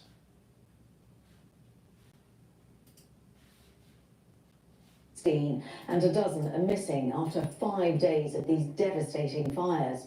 The two biggest blazes in the city remain largely uncontained, and more strong winds are forecast over the coming days. Now, those two fires have destroyed an area You've got better things to do. Create surveys in under a minute with AI-powered help from SurveyMonkey. Established for these fires, and firefighters have made some progress against the worst of the infernos, the Palisades fire, which has scorched nearly 35 square miles. and it's described as being 11% contained. Now that basically means that barriers or fire breaks have been placed around 11% of its perimeter. And the Palisades fire is now threatening Brentwood. That's one of LA's most exclusive neighborhoods, where celebrities like Arnold Schwarzenegger and the basketball star LeBron James have their homes. There have also been dramatic scenes of aircraft dropping thousands of gallons of fire retardant on the hills and the scrub. It's all in an attempt to put out the blazes. But if the winds do pick up, it will be harder to get those aircraft and the helicopters into the air. More than 12,000 homes and other buildings have been destroyed so far. The second biggest blaze is the Eaton fire, and it's destroyed more than 20 square miles, and it was described as being 15% contained. Firefighters have mostly contained two smaller blazes, the Kenneth and the Hurst fires. However, the National Weather Service is warning that the Santa Ana winds that whipped up the fires at the outset could increase again over the weekend and also in the next coming few days. 7 neighbouring states, the federal government, Canada and also Mexico have sent resources to California. Well, our first report comes from Helena Humphrey, who is in LA. Still the fires grow, hungry and unrelenting, as firefighters remain locked in a battle against nature's fury. From the sky, it's an all-out assault to keep the largest of these deadly wildfires in the Pacific Palisades from spreading any further, bombarding the flaming hills with water and fire retardant. Meanwhile, on the ground, the National Guard is out in force. A nighttime curfew is in effect. Just to remind the audience watching the live stream that I have X spaces open. If you want to request the mic and you'd like to say something, please request it and I'll pass it on. To clamp down on those profiting from the chaos. A lot of crime, a lot of people trying to steal things, but if you protect yourself and your family, I mean, I have to be there to protect my wife, my son, my kids, my mom, and I can't even go and see them. I've been in the street for 3 days. Luckily, my sister lived on the street, or else I'd end up in the street. But this unprecedented crisis is also bringing out the best in humanity. At a local shelter in Pasadena, volunteers are caring for more than 450 animals, dropped off by evacuees, all found wandering amid the destruction. Others who escaped with only the clothes on their backs are desperately searching for the beloved pets they lost in the scramble to get out. Survivors here have lost everything, entire homes reduced to rubble. And with days of winds now forecast, it's a race against time to stop these fires from spreading further. Los Angeles knows it needs all the help it can get. And with a change of administration looming in Washington, local officials say they've yet to hear from the incoming president. I wrote a letter to President-elect Trump inviting him to engage in wildfire recovery efforts and to visit the county to see the impact firsthand that it has on every socioeconomic individual in this county. For now, it is all hands on deck. Firefighting crews have arrived from across the United States, with Mexico and Canada sending in battle-tested teams of their own. They know that it is an absolute insult to our preparation in firefighting when we need Mexico and Canada to come in to fight the fight the California fires. Why do we need other countries to help with this when we have lots of firefighters in the country that are willing and able to do this? Not only that, we have the military. Military can be deployed to fight fires. I know this for a fact because when my brother was in the Army, he was deployed to fight a fire that was going on, a wildfire. So military has the capability of doing this too. What's going on? Why do we need Mexico and Canada to come to fight California fires? That's an insult. That's an insult in our preparation. Absolutely. It's crazy. It's crazy. And again, this is liberal policies failing. Once again, liberal policies failing. In the now notorious Santa Ana winds could wipe out their hard-won progress in an instant. Helena Humphrey, BBC News, Los Angeles. Well, as Helena was mentioning there, Mexico is among one of the countries which has sent firefighters to assist in combating these wildfires, as local officials seek to draft in help from across the US as well. 2 plane loads of more than 70 firefighters, along with their equipment, landed in LA International Airport on Saturday, and they were greeted by California's Governor Gavin Newsom. The firefighters are expected to join combating efforts within the next 36 hours. It's as if they're taking this horrific event and disaster in LA to make it seem that Gavin Newsom has some sort of international experience. So when he gets on stage for the 2028 election for the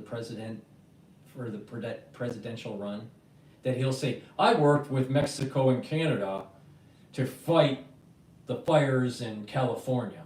Now, I personally think that there's going to be so many people that say that Newsom failed the LA fire that he won't even win the primary. All right? But they're setting it in motion where they're using politics to put on his CV that he worked with Mexico and Canada and an international affairs kind of thing to help fight a disaster. And it's going to be kind of antithetical to how Trump views things. Trump wants to buy Canada. Trump wants to buy Greenland. Trump wants to put pressure on Mexico and reduce the caravans that are coming through the porous border. But Newsom wants to go, we're an international community and we work together. Why is the American taxpayer subsidizing Canada for its economy? That's the main thrust of the argument with Trump. It's like, why? Why don't we own them? Go all the way back to the Monroe Doctrine. We should own Canada. All right? That's what our founding fathers really wanted. Unfortunately, there was a war called in 1812, and that didn't go too well.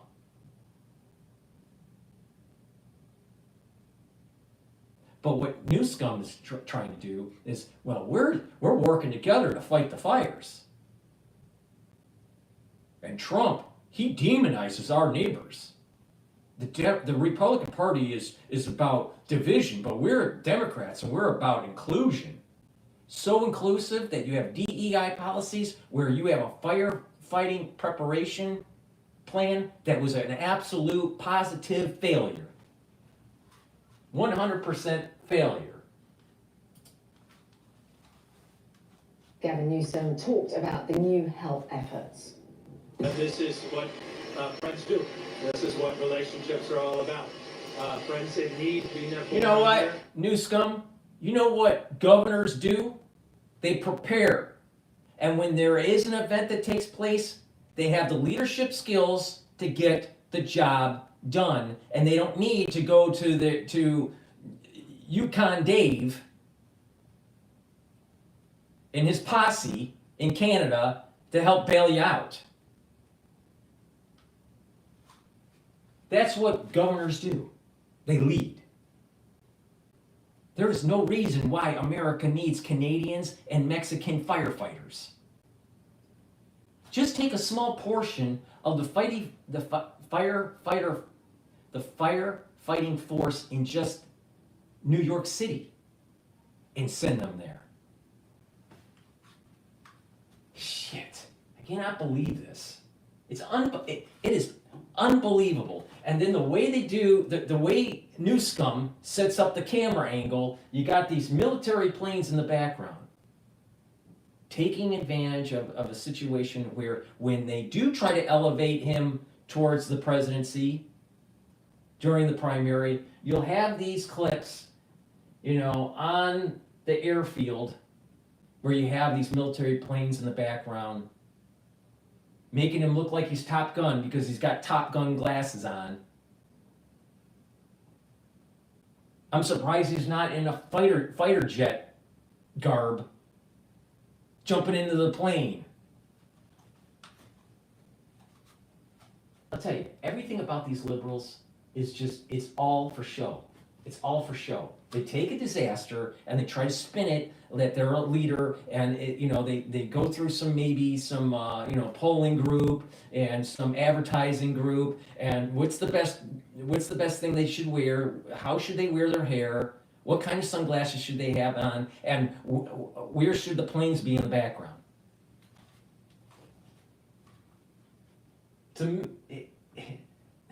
This is a campaign stunt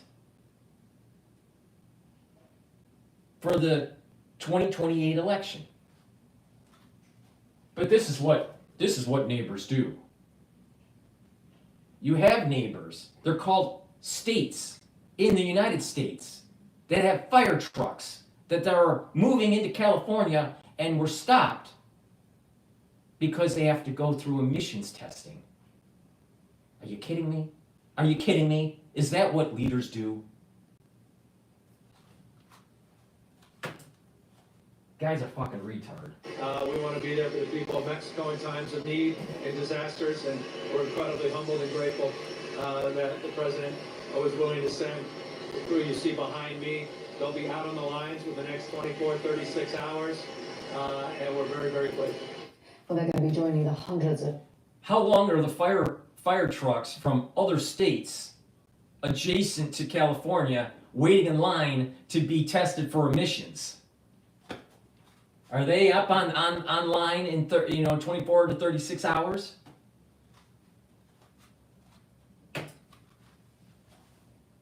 Firefighters who are working around the clock to tackle these blazes.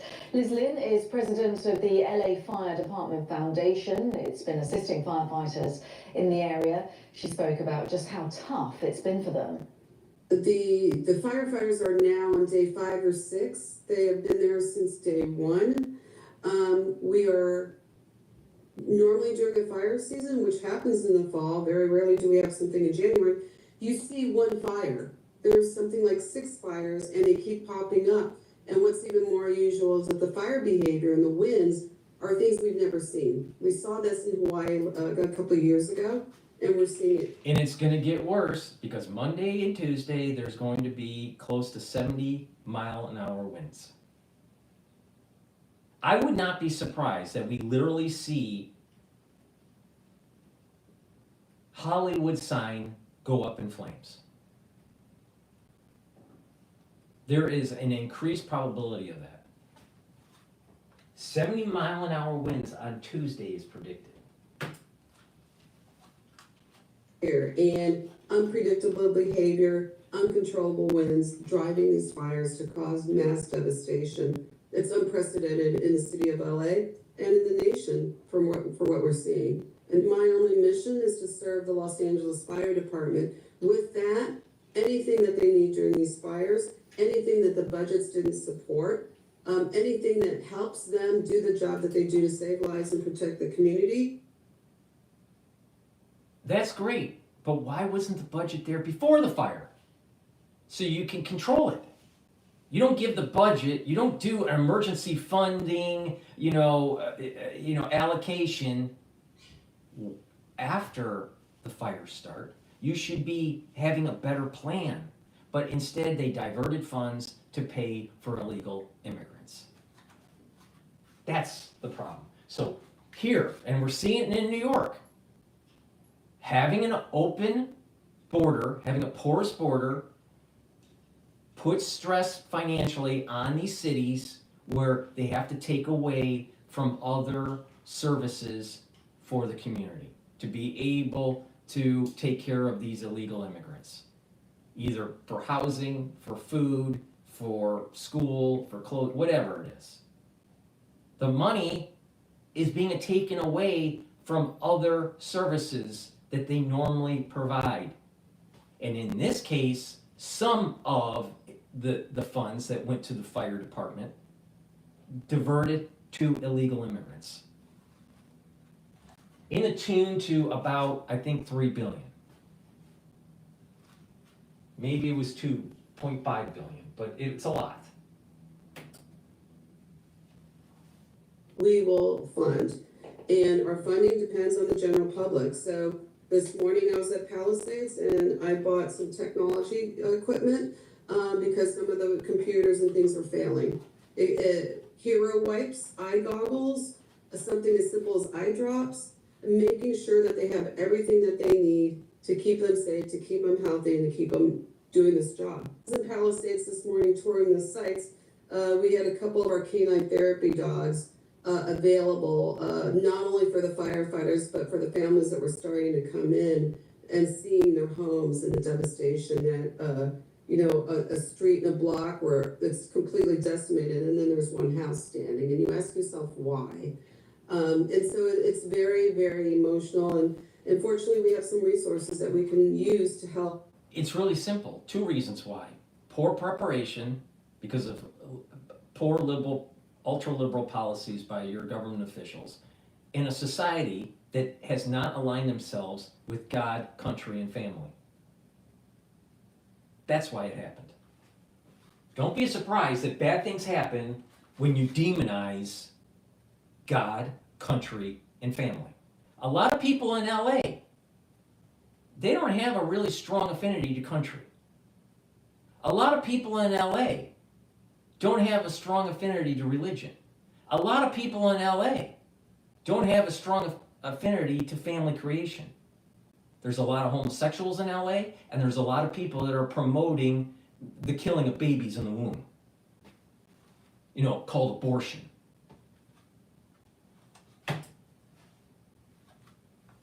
Not only the firefighters, but also the public as well. Is Lynn there on the many, many challenges facing the firefighters? Well, our North America correspondent David Willis is in Altadena. He spoke to Nikki Schiller a little bit earlier, and Nikki asked David about the evacuation order, which is extending into the Brentwood area. That's an area that includes the University of... This is what Ivy League universities you can get into with a 3.6 GPA. 90% of students with a 4.0 plus GPA.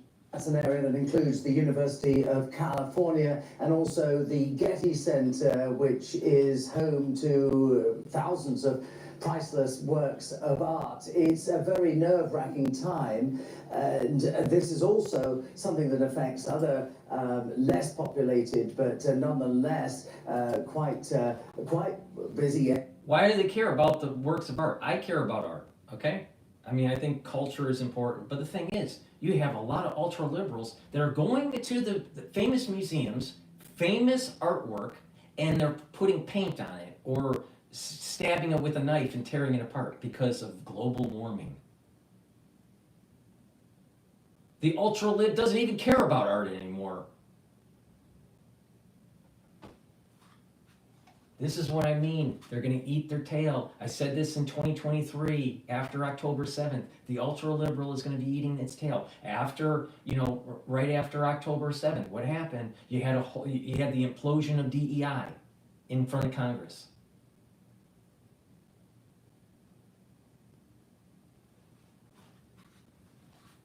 The people that align themselves against the earthquake, the literal earthquake that is happening in the Middle East, geopolitically, people are aligning themselves on the wrong side.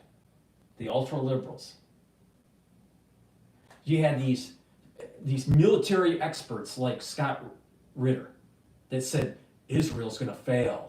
Israel's going to fail in Gaza. Israel's going to fail in Lebanon. Israel's going to fail in Syria. Israel's going to fail in Iran. The reality of the situation is quite the opposite.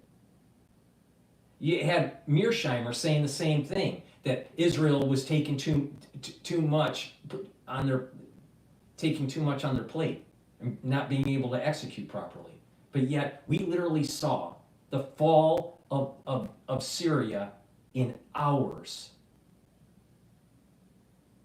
Now, there were hiccups going on in that first year of battle, after October 7th to the next year cycle. All right, so it starts in 2023. That was when the shofar was not blown. So the Jewish people were cursed for that first year. But right when the shofar was blown for the following year, what happened? Major military operations that were smooth and had very few casualties and a lot of success on the battlefield. And Scott Ritter said that wasn't going to happen. You know why it's happening? Because there's a major restructuring that's taking place in the Middle East that was said that it was going to be taking place, and it was written down for 2,000 years. But you still have all these military experts saying Israel isn't going to be able to reach biblical boundaries. They're not that far away from them already. The biblical boundaries for King David is not that far away.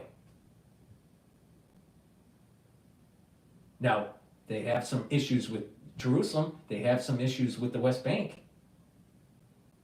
They have to knock out the theocratic regime in Iran. But the point that I'm making and how it parlays to LA is that the ultra-liberals align themselves on the wrong side. And don't be surprised when you demonize God. Golden Globes, I believe it was, they demonized God. What, like 24 hours later, their fucking town gets literally nuked? Is that a coincidence? I don't think so. Encino, Tarzana, and so on. It's a very, very difficult time for the firefighters because they thought they were starting to get the edge on the biggest blaze, the Pacific Palisades fire, and it was just this twist in the wind last night which caused the fire to grow 1,000 acres in size overnight. That's the sort of challenge that firefighters are up against at the moment. So we go out of the Shabbos, and if people in LA do not publicly say that their ways of life have caused their problems through the ultra-liberalism in their politics and lack of planning and the way they live their life, if they don't look internal and say their way of life is making things worse for them, Monday and Tuesday is going to be worse. Now, there's always a chance for redemption. All right? Up to a certain point. But the thing is that they're in that phase where there can be a redemption. But until you hear in mass that you have a society in LA that's living the wrong way, that's not aligned with God, country, and family, if you don't hear that kind of repentance out of that community, out of the celebrities, that are heavily weighted in the LA community, that donate to the Democratic Party. If you don't hear that repentance, there's going to be worse carnage on Monday and Tuesday, because the winds are going to be 70 miles an hour. So it's going to be fueling this, and it's going to carry those ambers, and other areas are going to start going in all blaze. They need to look internally. To stop this from happening, they need to look internally and realize their way of life is what allowed this to happen. Because it is just down to the elements. Ultimately, they're bombing these fires from the air, pouring gallons of water, flame retardant and so on. You've seen pictures of that, of course, and it's having an effect, but they can only do it when it's safe to get those aircraft up in the air. And of course, as soon as the winds change, they're not able to do that. And there is a very small window, because Monday night into Tuesday, the winds are expected to pick up very violently once again, perhaps up to 70 or 80 miles an hour, almost hurricane speed winds. And that will mean that the challenge for firefighters is all the greater. Now, does this sound similar to something like in the Bible, like we're going through a series of plagues around the world because of the way mankind is? I think the answer is yes. But people will want to put on, horse blinders. Maybe they'll have cognitive dissonance and not want to realize that their way of life is a big part of why things are happening in the world. You want a blessing, you need to deserve it. If you want a curse, just keep on going the road you're going down in LA. I mean, it's that simple. It's that simple. And where were these all these celebrities caring about the people that were in the flood zone in southeast of the United States? Oh, those were people that were voting for Trump. We don't care about them.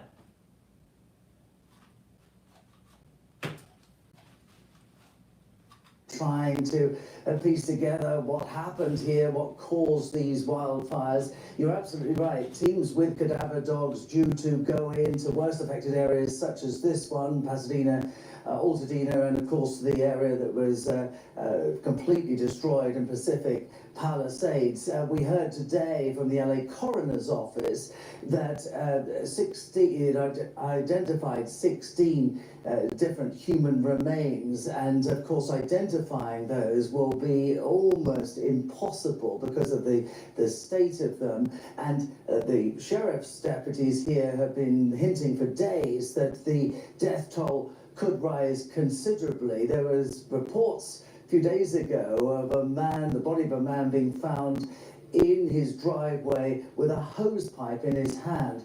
Just a sign of the terrible tragedy that has befallen. I wouldn't be surprised if the death toll hits, more than 100. I don't think it's going to hit into the thousands. It would probably tap out at around 100. I wouldn't be surprised at that.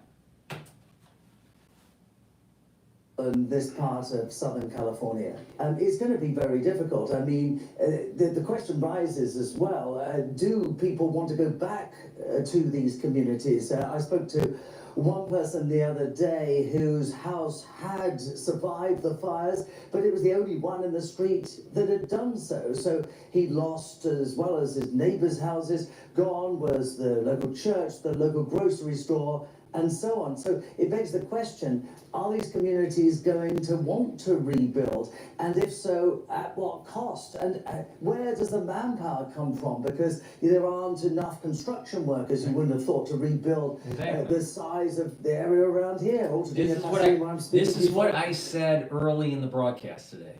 It's going to take years, if not decades, to rebuild LA. Insurance is an issue. People don't have insurance. Many people that lost their homes aren't rich, so they aren't going to be able to rebuild. The ones that are rich will be able to rebuild, but it's going to be taking so long, maybe they just move out to other communities. There's not going to be enough construction workers to build. There's going to be permit issues. There's infrastructure. The city's infrastructure is destroyed. So it's going to take years to fix that. The materials to build en masse a community like LA, there's a shortage. There'll be a shortage of supplies, and the costs will increase because it's about supply and demand. The housing around areas that are non-affected are going to go up to buy and to rent. So many people are going to have to move out of that area. Now, some of them will move in different areas of California. Others will move out of the state. We're literally seeing the beginnings of a dying patient, AKA California, happening in front of our eyes because of poor policies and because of a poor way of life. This is the community. This is the community that funded en masse liberal, ultra-liberal policies for the Democratic Party. This is the community that wrote the checks to Harris. The big dollar donors, this is the community that just got nuked. Do you think that is just a coincidence? There's a realignment that's taking place that's of biblical origin, and the ones that want to demonize the situation are going to be cursed. These are the ones that are part of the negative Esau. The ones, now, one can repent and become, if they're part of the soul root of Esau, go to the positive side of Esau, because Esau does get decapitated. But the thing is that if you keep on thinking that you're going to go against the grain of what was written down for over 2,000 years, if you're going to go against the grain, you think good things are going to happen to you? No, good things are not going to happen to you when you go against the grain. And big part of the wealth in LA has aligned themselves with the negative side of Esau.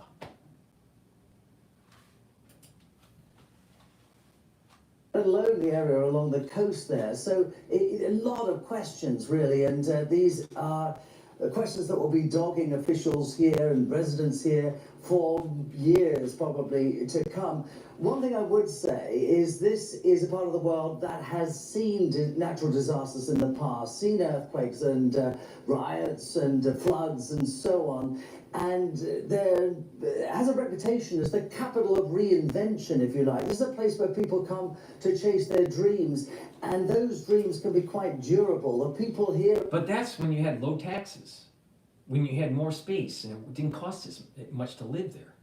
But now, because of liberal policies, it turned the state into a dystopia that Ayn Rand warned everybody about in Atlas Shrugged. Literally. The state ethos that Ayn Rand was warning about in Atlas Shrugged is the epitome of California. High taxation, high regulation, incompetent government, government officials corrupt, ultra-socialism. These are all things Ayn Rand warned everybody about decades ago. And we're literally seeing California being flushed down the toilet because of liberal policies, because of a way of life that is antithetical to God, country, and family.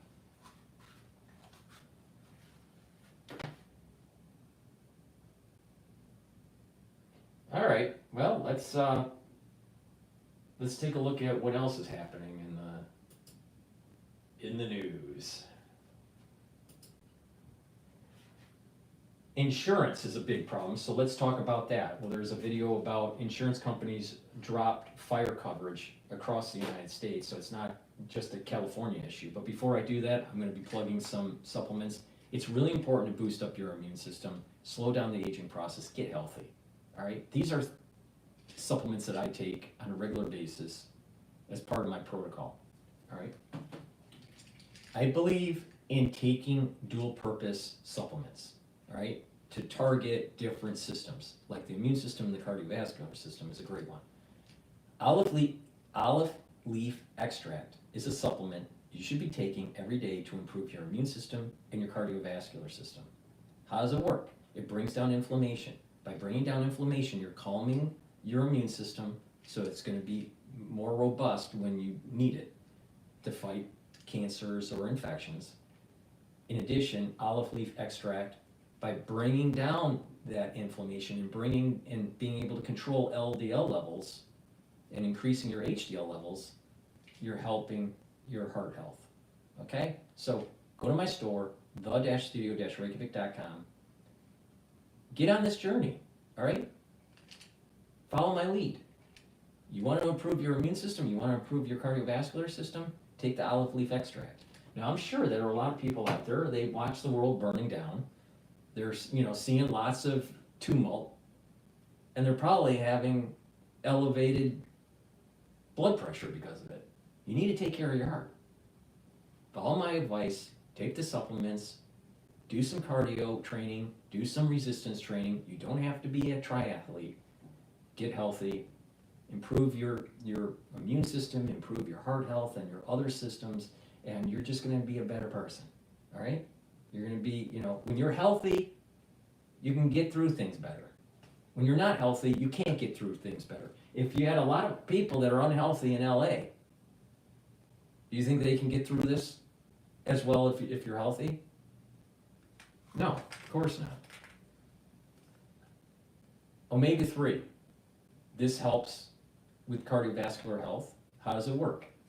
First of all, omega-3 helps to prevent red blood cells from sticking too much. So it reduces blood clot formation, which was really important during the 2020 crisis. In addition, omega-3 helps to bring down LDL levels and increase your HDL levels, so it's helping with your heart health and your cardiovascular health. It is synergistic with olive leaf extract, so you should be taking these two together to get additional benefit. You can take them separately, but by stacking, you're really improving the benefits. And like I said before, it's really important to take a very strong antioxidant to help with your heart health and your immune system. Take C60, take a teaspoon a day. I have it in extra virgin olive oil, MCT coconut oil, and in avocado oil. I have it in a 2 ounce, a 4 ounce, and an 8 ounce configuration. Take a teaspoon a day. What it will do, it will soak up those free radicals. It's very potent. And by soaking up those free radicals, what's going to happen is you're going to notice that your energy levels are going to be increasing because your ATP is going up, the mitochondrial health is going up. You're going to be slowing down the aging process. And by having more energy and improving your endocrine system, you're also improving your immune system. So please go to my store, the-studio-reykjavik.com, and get the C60. C60, by soaking up those free radicals, also helps with your cardiovascular health. How? By soaking up free radicals, you can't oxidize LDL. If you lower your LDL levels and you reduce the free radicals, you have less oxidized LDL. Oxidized LDL is a major component for plaque formation in your vascular system. So you want to stop that, eat right, exercise, and take C60. But if you don't want to take my advice, don't be surprised that you have a heart attack later in life. Discover Luca Faloni's shirt collection, crafted in Italy from luxurious materials, perfect for year-round wear. Talk more about this terrible insurance situation. We're bringing in Kaya Stanley, a CEO of the California Restaurant Mutual Benefit Corp and attorney. Thank you so much for joining us. Tell us more about this. We're hearing about this catastrophic situation where these insurance companies have dropped fire coverage from thousands of policies in the years leading up to this. Is this even legal, and how did this happen? These are for-profit insurance companies, and so if they can't make a profit, they're going to leave the area, and that's exactly what happened. And it's legal. They don't have to keep doing business in California. Is it ethical? No. I mean, I run a nonprofit insurance company, so we don't do things like this. But a traditional insurance company is in it to make money. What can homeowners and business it's gonna owners? happen. Yeah, and it's going to happen again and continue. What can homeowners and business owners do if their fire coverage was dropped? I mean, are they simply out of luck? Is there an appeals process?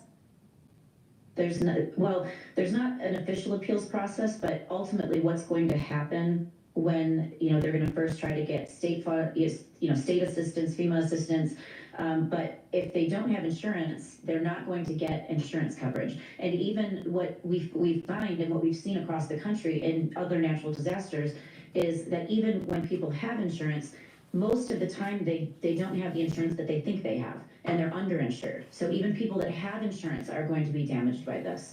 So what's the recourse? Eventually this is going to be lawsuits left and right, because people are going to have no other options, and insurance companies are going to end up settling these lawsuits, and the only people that are going to win are the attorneys that get to fight the lawsuits. This even adds to the problem of rebuilding LA, because everything is going to be in the court and it's going to drag out for years. People aren't going to have money to rebuild. I'm telling you, LA is going to be a shithole for years. Total wasteland for years.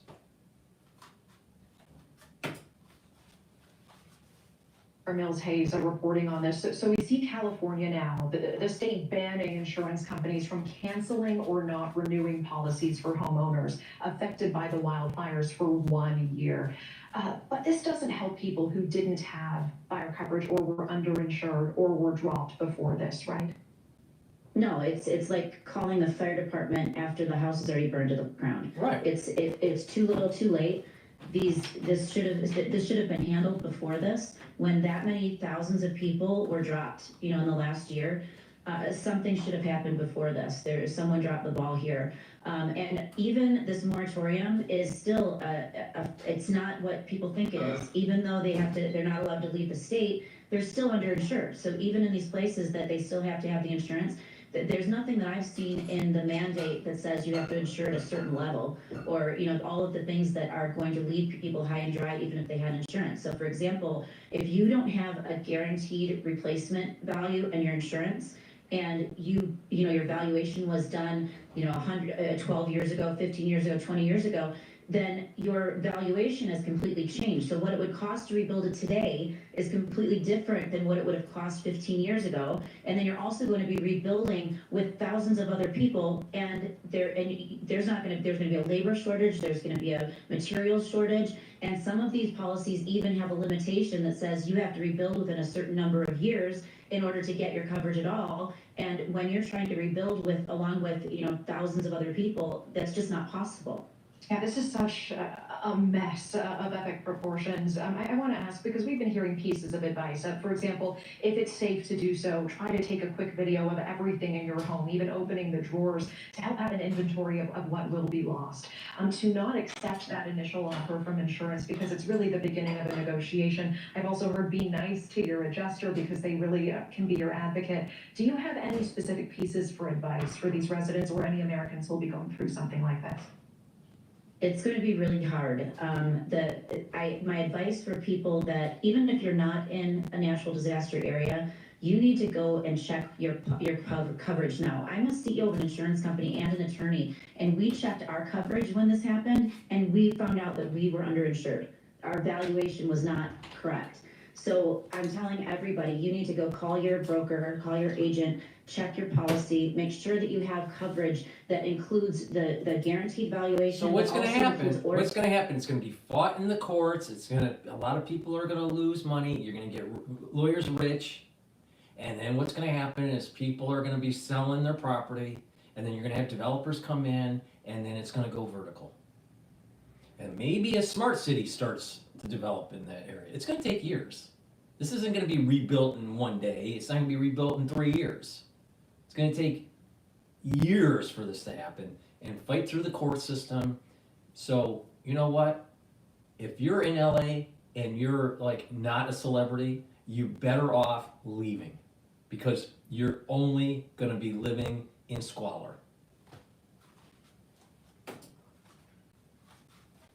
Changes. So the other thing is, if you built your house 20 years ago or 50 years ago, now to rebuild now, there might be completely different ordinances and expectations that are double the cost of rebuilding. If you don't have insurance that covers that, that becomes your expense. So that's my advice to everybody. Go look at your policy now. Talk to your agent now. Kyle, last question for you. What needs to happen so that the insurance industry can't just pick and choose, especially as natural disasters and just become more common and more severe? So the problem is there's this ripple effect. We're going to see it for decades. This isn't going to be a quick fix. The insurance companies are in it to make money. And there's a new thing that the insurance commissioner did also next year, requiring that if any insurance company does any business in the state, they can't just cherry pick the lines of coverage that are profitable. They also have to include fire, which is appropriate, it should have always been that way. But now look at what happened because it wasn't that way. So that's one of the things that has to happen. But the ripple effect of this is that they're going to have to go to their reinsurer to get insurance, and then their rates are going to go up for the reinsurance. So what happens is the insurance company covers it up to a certain amount, and then the reinsurance covers it after that. The reinsurance rates with this billions of dollars of exposure it's going to go up through the roof. So then the regular rates are going to go up. Then the insurance company is going to still need to profit because it's for profit. So then they're going to go to try to recoup their money in other ways. So we're going to see insurance go up across every state in the country because they have to recoup their money. What needs to happen here? I mean, we have a new president coming in 9 days. Is it on the federal level that there need to be mandates and there needs to be change? Think about the perniciousness. Yeah. Think about the perniciousness of failed ultra-liberal policies. You've never been in LA ever. But because they let the city burn down because of poor preparation, everybody's home insurance is going to go up. Even if you live in Maine or New Hampshire, everybody's insurance is going to go up now because of the perniciousness of ultra-liberal policy. Once again, Dr. Paul Cottrell says ultra-liberals are destroying the country, making it less productive and more costly. And here's another example of it.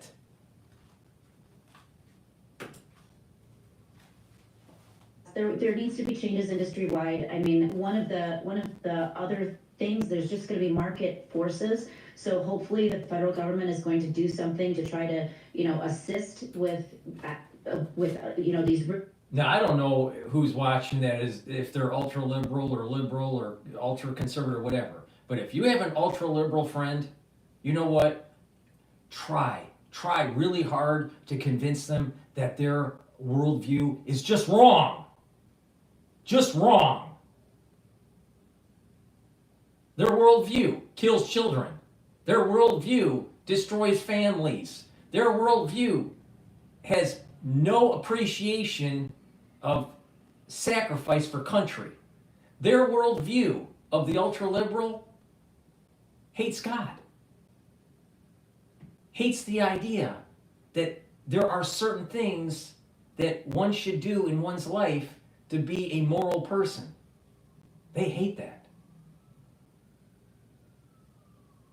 But their policies, these ultra-liberal policies, are literally destroying the fabric of our country, destroying the productivity of our country, and making things in our country more expensive. So, Gavin Newsom literally increased your homeowner's insurance because of failed policies in LA. Now, you won't see it right now. You may see it next year. You may see it in 6 months. Depends on when you re-up your insurance. But it's going to happen. So it's really important that you see an ultra-lib, you need to push back. That their ultra-lib policies are making the country less safe, less productive, and flushing our future down the toilet.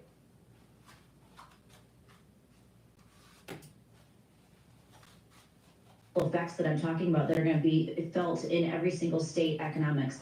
But the states also have a lot of power on this too, because they're the ones that are dictating how an insurance company is doing business in their state. So yes, it's going to be, there has to be a lot of reform. For those who had lost their homes, how long are you expecting it'll take to rebuild in these communities? Are we talking about a couple of years? Decades. I think it's going to be decades. I looked at other, fire areas or natural disaster. So an expert on this topic, and she's agreeing with Dr. Paul Cottrell. What a surprise. Areas, and a lot of them, the people took the insurance money and sold and left. So, and then someone else came in to rebuild. And that happened a lot in New Jersey during the Sandy hurricanes. And so we're expecting to see a lot of that here, because the rebuilding it's going to be an unbelievable, codes have changed there. It's going to be just decades. So Kaya, as people are looking at their own plans and wondering what's going on here, what do they need to be looking for? The biggest thing is the guaranteed replacement cost. And even though I'm giving this advice, I want to say to people, some people still can't even get that insurance. There's some places that, like in the areas that we're talking about, no one would sell them insurance. So they went and got insurance on the fair market, which is the state's, like they call it, the insurance of last resort, because it's not good. It's high premiums and then low benefit. Thanks for watching. Go to joinnn.com to find. Before we go into the next video, please help support my work and help support your health. Pay attention. I have the three pillars: neutralize pathogens with structural nanosilvers, bring down free radicals by taking C60 and strong antioxidants, and bring down inflammation by taking turmeric, ashwagandha, and lignans. I have two different types of structural nanosilver gel. I have it in the dispenser, where you can carry it in your bag or a backpack, and a tube form. High quality, it's dual purpose. It's a skincare. You can apply it on your skin, especially at night, and then exfoliate in the morning, and that way your skin is clearer and it's tighter, all right, especially on the face. In addition, you can use it to neutralize pathogens. You put it on your hands, put it on around your mouth, around your eyes, around your nose, around your ears, lightly coat your nostrils. It creates a barrier and neutralizes things that you may be exposed to during the cold season, or worse. All right? Stays active for 5.5 hours. Way better than Perel. Perel only stays active for about 30 seconds. And Perel cracks your skin. Structural nanosilver gel heals your skin. If you have a cut or an abrasion or a minor burn, put the gel on the wound and it will help heal the wound quicker. Please go to my store, the-studio-reykjavik.com, and get the structural nanosilver gel in the tube form or in the dispenser. Very high quality products. You use them the same way. Go to the store, my store, the-studio-reykjavik.com, and get the products. Help support the channel, help support your health. It's part of that first pillar that I mentioned. Structural nanosilver toothpaste. This is the best toothpaste you can buy. Nowhere else can you get a better toothpaste. All right? Not Alex Jones, not at CVS, nowhere. Please go to my store, the-studio-reykjavik.com. Get this toothpaste. Get a few tubes for your household. This has structural nanosilver. It has no fluoride, because fluoride makes you stupid. This structural nanosilver toothpaste will whiten your teeth, freshen your breath, neutralize pathogens, improve your gum line, and with good oral hygiene, you're reducing the chances of cardiovascular disease and valvular disease. This toothpaste is the best that you can buy. Please go to my store, the-studio-reykjavik.com. Get a few tubes for your household. You're going to need it. And like I said, bring down inflammation and soak up free radicals. Lignans is a powder. You mix it with soft food or a smoothie or just with filtered water. It helps to boost up your immune system by bringing down those pro-inflammatory cytokines, soaking up free radicals, reducing stress on the cell. You're going to have more ATP, boost up your immune system, and improve your endocrine system. Please go to my store, the-studio-reykjavik.com, and get the lignans. By having a good immune system, you're going to be able to fight cancers. You're going to be able to fight turbos, the turbo problem that we have with cancer now. And in addition, by having a good immune system, you're going to be able to weather pathogens better. If you have a weakened immune system, don't you think you'll get sicker easier? Yeah. If you have a weakened immune system, do you think you'll get cancers more easily? Yeah. So doesn't it behoove you to strengthen your immune system? Yeah. Please go to my store, the-studio-reykjavik.com, and get the lignans. It's a powder. I mix it with hummus, or you can mix it with yogurt, or just mix it with other foods, or a smoothie, or filtered water. It's very important to use filtered water. With that said, let's go to another video. Let's find out what else is going on in the news. You know, this insurance problem is going to be very big for people in LA, but across the country.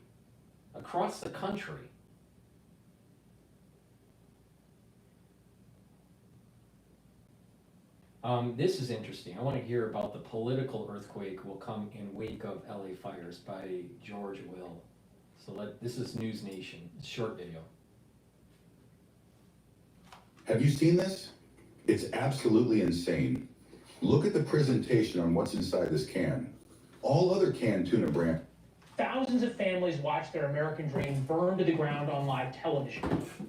The fires killed 5, that number will go up. Insurance companies will pay tens of billions of dollars in claims, which means rates for all of us around the country will go up. So now is exactly the right time to ask hard questions. And the stonewalling tells us everything we need to know. The utter destruction in California is the predictable result of policies and politicians that have prioritized all the wrong things and got in their way. George Will is here, News Nation senior political contributor, Pulitzer Prize winning columnist. Good to see you, sir. Fairness check. Am I being fair in that analysis? You are, and there's going to be an earthquake coming in California, the big real earthquake every once in a while. I mean, we built a major metropolitan area in a desert on a tectonic. We're risking things. You ask for trouble, but there's going to be a political earthquake from this later. Let me Government is so busy. Yeah, there's a problem with the video here. Let me just recycle it. Hopefully it'll work. Watch their American dream burn to the ground on live television. The fires killed 5, that number will go up. Insurance companies will pay tens of billions of dollars in claims, which means rates for all of us around the country will go up. So now is exactly the right time to ask hard questions. And the stonewalling tells us everything we need to know. The utter destruction in California is the predictable result of policies and politicians that have prioritized all the wrong things and got in their way. George Will is here, News Nation senior political contributor, Pulitzer Prize winning columnist. Good to see you, sir. Fairness check. Am I being fair in that analysis?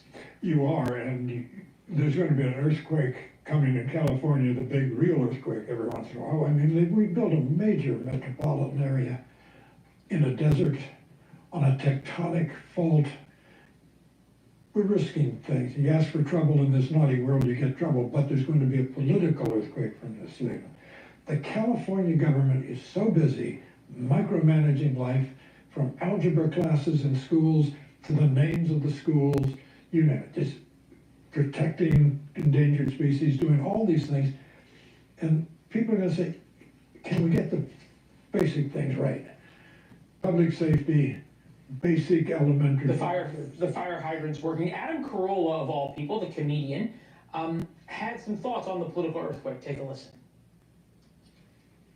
All these people who were deep blue Democrats are now going to have to pull a permit to rebuild. And they're going to get the 28-year-old bitch from the Coastal Commission telling them to go f off. And then they're going to vote for Trump or whoever's Trumpian next. California really is not going to go red. It's not going to go red, but in presidential elections. But this is a tremendous opportunity for someone. And if Kamala Harris thinks that she can now, with her funding base and her name recognition, waltz into Sacramento as governor of California, she might want to think again. Well, that's an excellent point in terms of what her priorities are. Famous line from Joe Biden, right? Show me your budget and I'll tell you your priorities. We can see it. They were not testing fire hydrants because they didn't have the money, but they kept their DEI office and other things. There is going to be a special session of the California State Legislature in the coming days, not to deal with the wildfires, but to authorize more money to fight Donald Trump. The problem with the liberal is basically this. They have social policies where they're not funding important infrastructure or important emergency capabilities such as fighting wildfires in LA. They give it to illegal immigrants or, you know, having needles for drug addicts on the street or whatever. And then all of a sudden, a big event happens like the fires in LA, and they want to socialize all the risk. They want to socialize their failed policies, their failure in governance, and now everyone's going to have to pay. No, these people need to be held accountable. Newsom not only should not elevate to the presidency through the primaries in 2028, but he should be thrown out of office. He should be rejected by the people of California through a recall. Total failure of governance.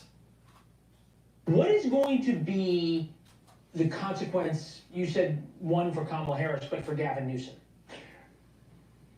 This is really just the last straw, but there's a mountain of straws about his record in California that has produced this enormous flight away from California.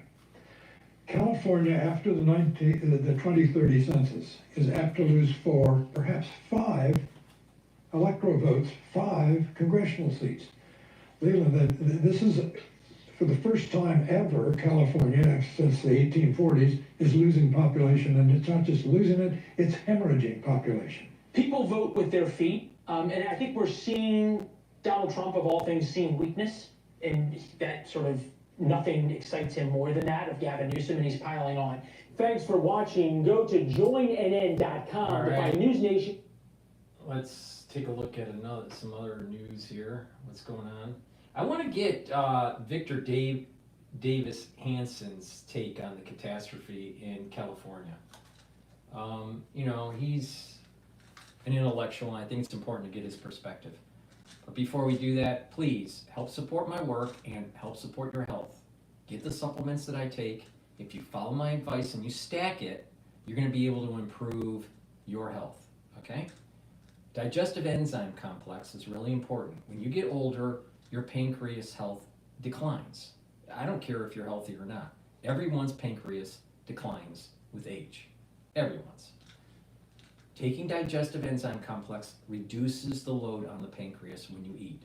Your pancreas produces enzymes so it can digest. Those enzymes break up carbohydrates, proteins, and lipids. But when you get older, your pancreas isn't producing those enzymes in large enough quantities. So taking digestive enzyme complex to help break up the foodstuffs, reduce the load on the pancreas is really important, especially if you're 40 plus. If you work out, you're an athlete, either young or older, it's important to take digestive enzyme complex to fuel your body, reduce the stress on your pancreas, and be able to break up your foods and to be able to pull those nutrients into your system. So please go to my store, the-studio-reykjavik.com, get the digestive enzyme complex. This has bromelain in it. Bromelain is important as an enzyme to break up clots. This is the reason why I said back in 2020 crisis to take digestive enzyme complex to break up clots. In addition, there's proteolytic enzymes to break up glycoproteins, like spike proteins. So I think it's really important that you have this in your household because you're going to need it. You're going to need it for your pancreas and your overall health, but you're going to need it even during the cold season.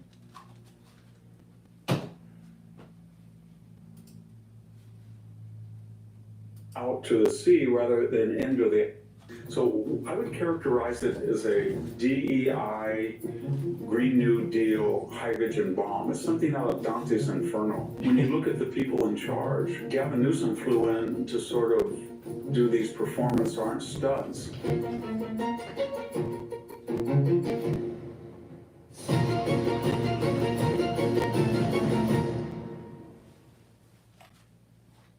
Hello, this is Victor Davis Hansen for the Daily Signal. I'm here in California. I've been a lifelong resident of the States, 5th generation to live in the same house. I had a house in the Sierra. It was almost burned down 3 years ago during the Aspen fire. And I'm speaking on the evening when you've all heard about the disastrous fire in Los Angeles. As I'm speaking on a Wednesday night, there's been 15,000 acres, 1,000 structures destroyed. Nobody knows how many people are killed or missing. And how do we characterize this? Everybody's talking about the Santa Ana winds, climate change. I mean everybody, the people in power, but it was preventable. And once it started, this fire, it could have been assuaged. You could have had it lessened, that the severity didn't have to be as catastrophic. So I would characterize it as a DEI, Green New Deal, hydrogen bomb. It's something out of Dante's Inferno. And what I mean by that is, it's a systems breakdown, a civilizational collapse. When you look at the people in charge, Gavin Newsom flew in to sort of do these performance art stunts, but he has systematically ensured that water out of the Sacramento River and the watershed of Northern California would go out to the sea rather than into the aqueduct. So Los Angeles didn't have sufficient amounts of water. He bragged not very long ago that he blew up 4 dams on the Klamath River. They provided 80,000 homes with clean hydroelectric power. They offered recreation, flood control, irrigation. He blew them up. California's fire management, whether we look at the Paradise Fire or the Aspen Fire near where I'm speaking, it destroyed 60 million trees. We have no timber industry in California. He's dismantled it. We don't clean the forest. We don't let loggers come in and have a viable livelihood by harvesting trees. It's sort of considered natural to let these things burn, or to at least create the conditions in which they will. Ultra-liberal policies always eats its tail. And you're seeing it right now. Don't clean up the forest, but let everything burn down. But we're trying to reduce carbon emissions because they think that there's climate change. But then the whole state is on fire, putting carbon in the atmosphere that offsets any gains that they had moving to low carbon emission vehicles. They literally, all the savings that California has done in trying to reduce its carbon footprint has literally burned into the atmosphere because of failed liberal policies.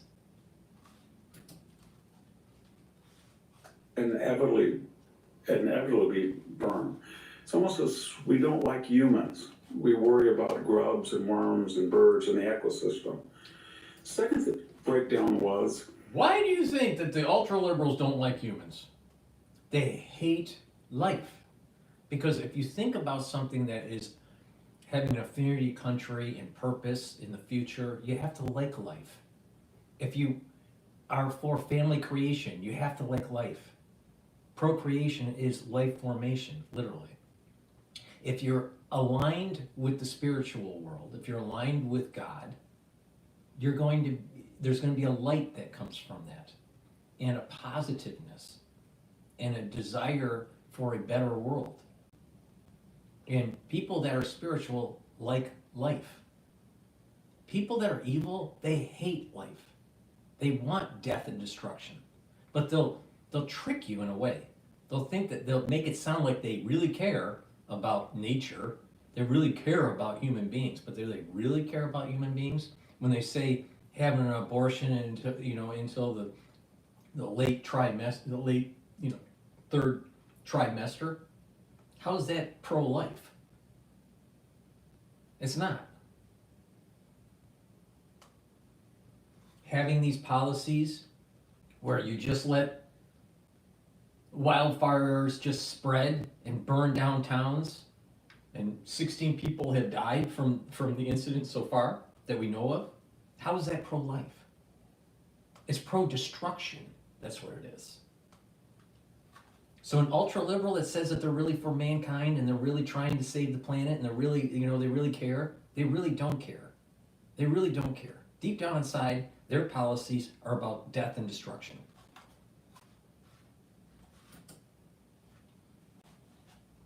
The mayor, Karen Bass, was in Africa.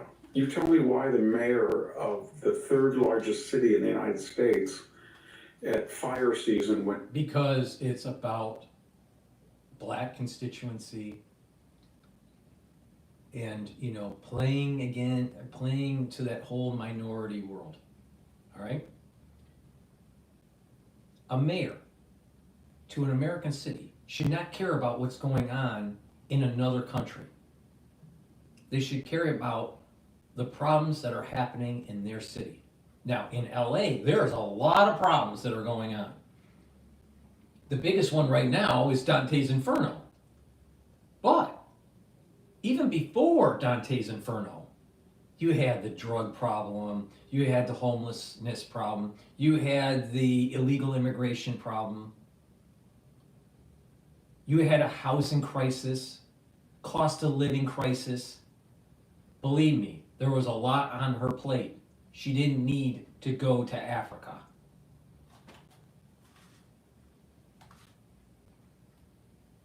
Just wait. Just wait. Over time, we're going to start hearing about reparations again.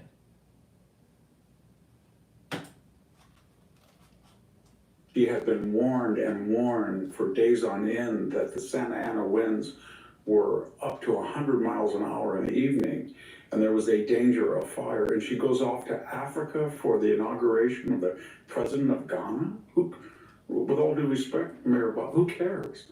You have an obligation to the 6 million people of greater Los Angeles. Right. So, and then we have the fire chief. I don't really care that she's LGBTQ. I don't care any of that. All I do care is her emphases. She's been bragging for the last 2 years that her goal was to make sure it was diverse and inclusive. That can be good if it's competent. But when you announce that 70% of your hiring will not be meritocratic, but will be based on diversity, equity, inclusion, then you're not putting the interest of your constituents first. There were not even enough, there wasn't This is enough. a problem with DEI, and you see it in corporate, you see it in the school system, all right? You see it in academia. With DEI policies, when you get the bitch boss in, the bitch boss promotes other bitch bosses. Now, that's not a really political way of saying it, Dr. Paul Cottrell. So let me rephrase it. That is a little bit more PC oriented, all right? Through DEI policies, you'll have individuals that get into managerial positions that will promote other DEI policies. And what happens is there's a competency level that drops in corporate America, at the different school systems, even in government, at the different agencies. And what will happen is that incompetency starts to go up, and failure of leadership and problems with budgets and problems with being able to solve crises happen. DEI is a failed policy.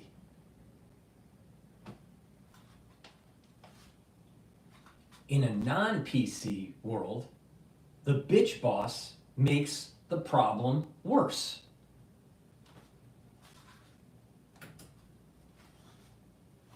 Water pressure in Pacific Palisades. Pacific Palisades is not where I live. It's one of the wealthiest, most exclusive neighborhoods in the United States. If they don't have water, then no one's going to get water, believe me. There's not enough insurance. There were famous actors that didn't have insurance. Why? Because this industry is overregulated. It's fraught with people who make fraudulent claims. And the insurance industry knows that California is hostile to it, but more importantly, that it will never clean up its forest or take preventive, time-tried, ancient protocols to lessen the dangers of fire. And so put it all together, whether it's a deliberate policy to... Put it all together, DEI fails America. Period, full stop. Not store water, not preserve water. Last year was one of the wettest years that we've had. We've had 3 out of the last 4 years have been very, very wet. We had a huge snowpack. We had rivers that were running in 19th century fashion, but out to the sea to save the Delta snow. So it was a total systems collapse from the idea of not spending money on irrigation, storage, water, fire prevention and forest management, a viable insurance industry, a DEI hierarchy. You put it all together, and it's something like a DEI Green New Deal hydrogen bomb. Gavin Newsom was fiddling. He's almost Nero Newsom. And this has been something that is just unimaginable, this systems breakdown. And to finish, what we're seeing in California is a state with 40 million people. And yet the people who run it feel that it should return to a 19th century pastoral condition. They are de-civilizing the state and de-industrializing the state and de-farming the state, but they're not telling the 40 million people that their lifestyles will have to revert back to the 19th century when you had no protection from fire, you didn't have enough water in California, you didn't have enough power, you didn't pump oil. So we are deliberately making these decisions not to develop energy, not to develop a timber industry, not to protect the insurance. Failure of ultra-liberal policy.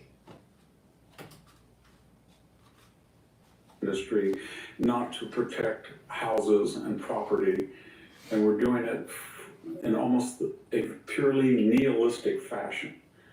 And Karen Bass should resign. She came to the airport back from Africa. She had nothing to say. She was confronted at the airport. Why were you in Africa? Why did you cut the fire department? They cut the fire department by almost $18 million. They gave fire protective equipment to Ukraine's first responders, and she had nothing to say. She had nothing to say because she couldn't say anything. I don't want to be too pessimistic or bleak tonight, but this is one of the most alarming symptoms of a society gone mad. And if this continues, and if this were to spread to other states, we would become a third world country if we're not in parts already. Thank you very much. This is Victor Davis Hanson, the Daily Signal. That was a nice, calm way to describe it. I think I described it a little bit better, but thank you very much, Victor. Please go to my store, the-studio-reykjavik.com. Help support my work, and I really want you to support your health. If you follow my lead and stack and take the supplements and do the other holistic approaches like resistance training, do some cardiovascular training, do some stretching and balancing exercises, eat properly,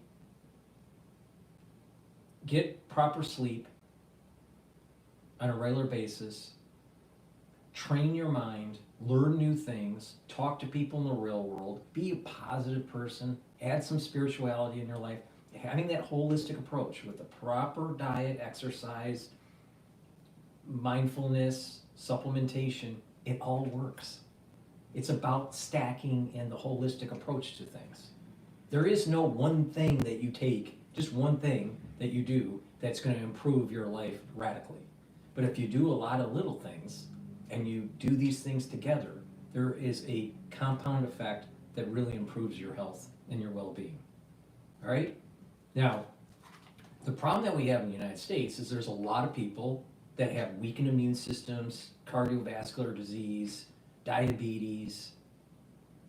As they get older, they have neurological problems, they have bone density problems, they have atrophy, they have low energy levels. There's lots of things that happen. Their endocrine system is disrupted because of their diet and their environment that they live in. These are things that you can correct. But if you don't take the initiative, it's not going to do it all by itself. You have to have the initiative. We're at the beginning of a new year. If you just follow my advice and do a holistic approach, you don't have to do everything I do, but if you do many of the things that I do, you're going to really improve your health. And you won't need to be on pharmacopoeia when you get older. Most people that are on diabetic medications like metformin, you don't need to be on it if you take care of your health. You do this holistic approach. Most people that are on heart medications wouldn't need to be on heart medications if they did this holistic approach. Most people that have hyperlipidemia, they don't need to be on a statin if you follow my approach. There are many things that you can do to mitigate a lot of the diseases that are happening in the United States. Because a lot of the diseases that are happening in the United States are self-induced. Now there's some that are not self-induced. That's a different story. But the far majority of the people don't fall in that category. Please go to my store, the-studio-reykjavik.com, and follow my protocol. Listen to how I'm stacking this stuff. So let's talk about immune system and the cold season. Vitamin C, really important to boost up your immune system. This has magnesium. If you're not feeling well during the cold season, take a double dose. Make sure you drink it with filtered water. Magnesium and zinc, also important for your immune system. Take it every day. If you're not feeling well during the cold season, take a double dose of it. You know, like for example, take one in the morning, and if you're not feeling well, take another one in the evening. Drink it with filtered water. Resveratrol, antioxidant, helps improve the health of your mitochondria. When you have good mitochondria, you have more ATP, more energy. Resveratrol also helps to get rid of cells that are in senescence. Cells that are in senescence stop dividing because they have short telomere lengths. And they just sit there and collect garbage. Well, you want to get rid of those cells. So to get rid of those cells, take resveratrol. This stacks really well with other antioxidants like C60 or ubiquinol or NAD+. So stack it with those supplements as well. I have been taking resveratrol for decades, and I don't look like Alex Jones. I wonder why. Vitamin B complex, really important for mitochondrial health. If you've been listening, a lot of the vitamins that I've been focusing on have been about improving your mitochondrial health. You need ATP. When you get older, your ATP goes down. When your ATP goes down, everything else goes down. Your endocrine system, your exocrine system, your immune system, everything goes down. Boost up your mitochondrial health, you'll have more ATP. When you have more energy, guess what? Other systems start to improve. Also, vitamin B complex helps with cellular metabolism. Good metabolism, cellular metabolism, means that your tissues are going to work properly. And when you get older, you need to protect your neurons. Neuroprotection, you need vitamin B12. Please go to my store, the-studio-reykjavik.com, get the vitamin B complex, and get healthy. It's really important. Now, lastly, before we go to another video, I take Max 35 every day. I take a teaspoon a day. If I'm not feeling well because of the cold season or whatever, take a tablespoon or 2 a day. All right? Basically, what you do is you just put it in your mouth, swish it, and gargle 30 seconds or so, and then swallow. What'll happen is it'll neutralize pathogens. It will maintain that mucosal lining for your epithelial lining in your oral cavity. You're improving your oral hygiene, and you're boosting up your immune system. This is a great supplement, taking it every day.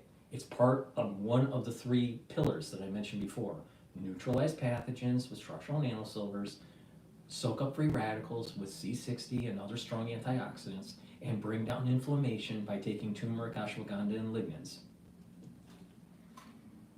And when you do that, you slow down the aging process and you're boosting up your immune system. Okay. Let's take a look at what else is going on in the news. Now, obviously, the fire is dominating the news. Attorney calls for LA Mayor Bass resignation in a heated interview. Blame game.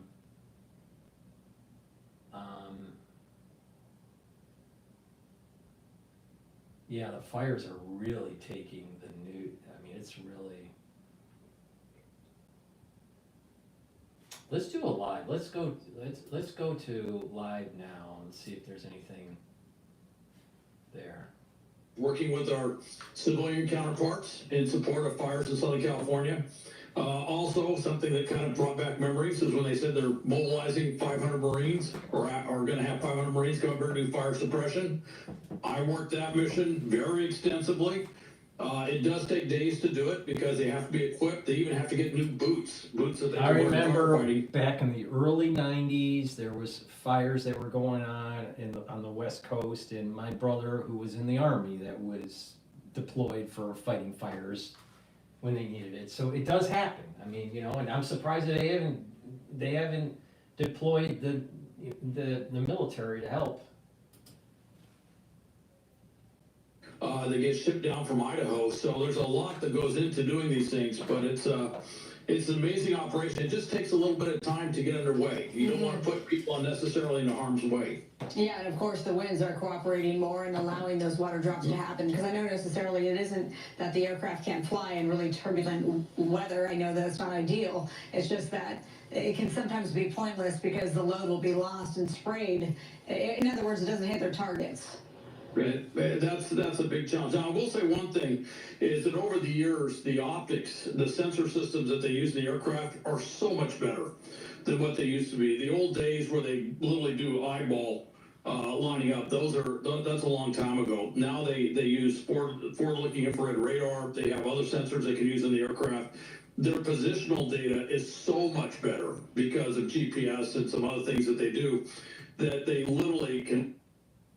Of course, the other part is predictive fire analysis to figure out where exactly to do the drop. So everything around that mission is so much more advanced than it was, say, 10 or 20 years ago, that when they do drop water or drop fire retardant or whatever, they do an amazing job. And I should mention with fire retardant, they don't normally drop on the fire. The goal of using fire retardant is actually to drop it where the fire is going, so the fire burns out and stops. Get ahead of it. Yep, absolutely. All right, so I had someone that typed into the text box, you know, that they're still recovering from bronchitis / pneumonia. Lots of people are having this problem, all right, especially in the New York area where they're straddling bronchitis and pneumonia.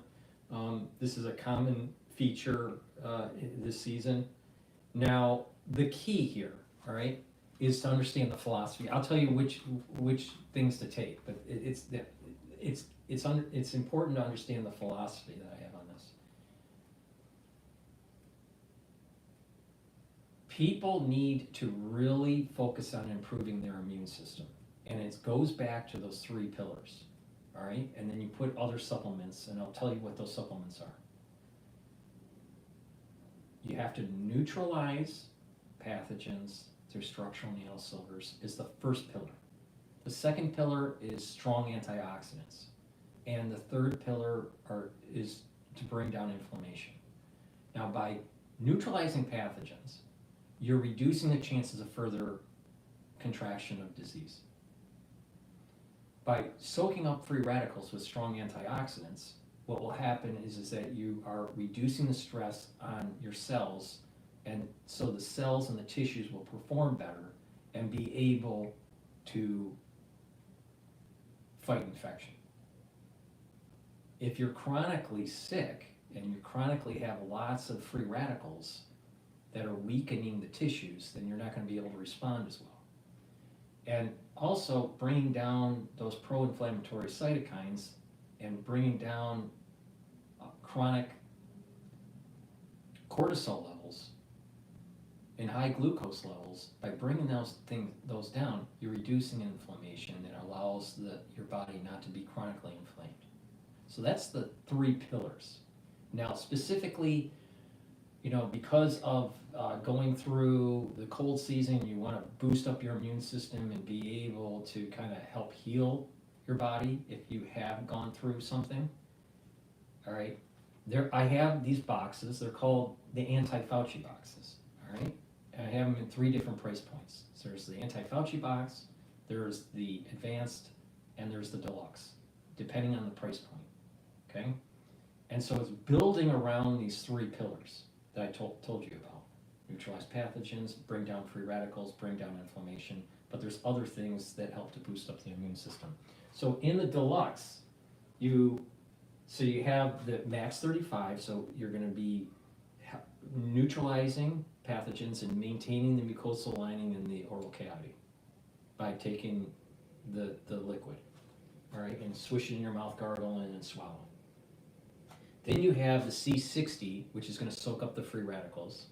It's very potent. You take a teaspoon a day. Then you take the magnesium and zinc. Obviously, that's going to help to boost up the immune system. In people that are trying to recover, probably a double dose is important to take. Turmeric is going to bring down those pro-inflammatory cytokines, and it also soaks up free radicals, so it's synergistic with the C60. Then the ashwagandha is going to be bringing down the cortisol levels and control your blood glucose levels, and synergistic with turmeric to help calm down the immune system, reduce that chronic inflammation. Omega-3, really important. Why? Because it's going to help not only with your lipid profile, but it brings down that systemic inflammation, okay? And it helps to prevent red blood cells from sticking too much, right? So omega-3 also helps with that systemic inflammation reduction. The digestive enzyme complex, really important, not just to help with your pancreas, but like I said, the digestive enzyme complex has proteolytic enzymes in it. And those proteolytic enzymes will help to break up glycoproteins. Glycoproteins are on pathogens. And the lignans, it's synergistic with C60. It's an antioxidant. It'll soak up those free radicals to help improve the tissue, but it also brings down inflammation, so it's synergistic with the turmeric and the ashwagandha. That's the deluxe, all right? And the other box is either the Fauci box, anti-Fauci box, or the anti-Fauci advanced box. Has less product in there, but those are the things that you need to really kind of heal your immune system over time. Now, when it comes to bronchitis and pneumonia, it's really important to realize that when you get sick, when it's benign, when you get a sickness and it's benign, and and it's mild, and you only have it for 5 days and it clears, all right? It takes about 3 weeks after the clearing for your body to reach pre-sickness levels. It takes weeks for the cells to heal. If you start having a more problematic pulmonary problem, it takes additional weeks. So something that ends up being, let's say, a bronchitis or pneumonia will take literally months to heal the damage, depending on how much damage. Now, the other side of the spectrum is ARDS, where there's lots of fluid buildup, there's lots of damage to the lungs, and certain tissues will remodel and heal, and others will stay permanently damaged. So in those advanced cases, you're talking about pulmonary fibrosis, and you're talking about COPD. That can't be fixed. But the point here is that there is a spectrum. Mild infection that takes 3 weeks to heal, a more problematic pulmonary infection where it's bronchitis / pneumonia, mild pneumonia, that's going to take not 3 weeks, but probably 6 to 8 weeks. And then on the other side is like severe pneumonia, ARDS, and now you're talking about potentially permanent damage. And if it's not permanently damaged, it's going to take beyond 8 weeks to heal. So a lot of people don't realize that just because you're feeling better doesn't mean your body's healed. It takes time to heal and remodel the damage that has happened in your lung. So this is the reason why you need to take these things on a regular basis over time, and then your body has all the ingredients to heal.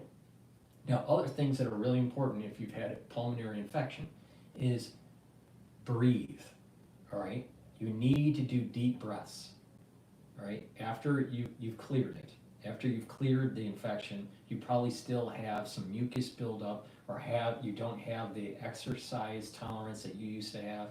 And to build up exercise tolerance, while your body's healing, you need to do deep breaths. So, breathe in really deep.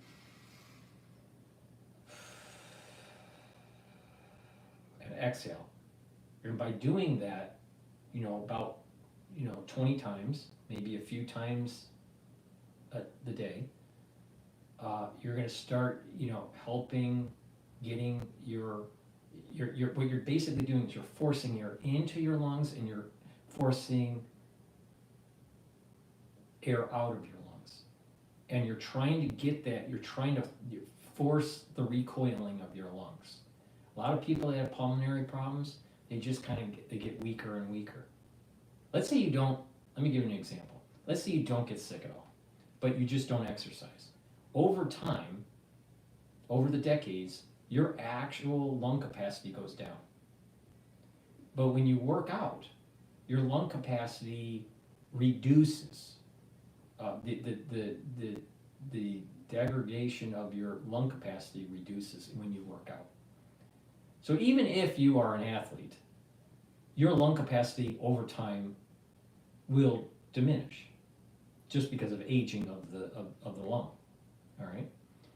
But if you have someone that doesn't work out and doesn't have lung disease, their decline of their lung will be faster than an athlete or someone that works out regularly. So what you want to do is you want to build up your exercise tolerance.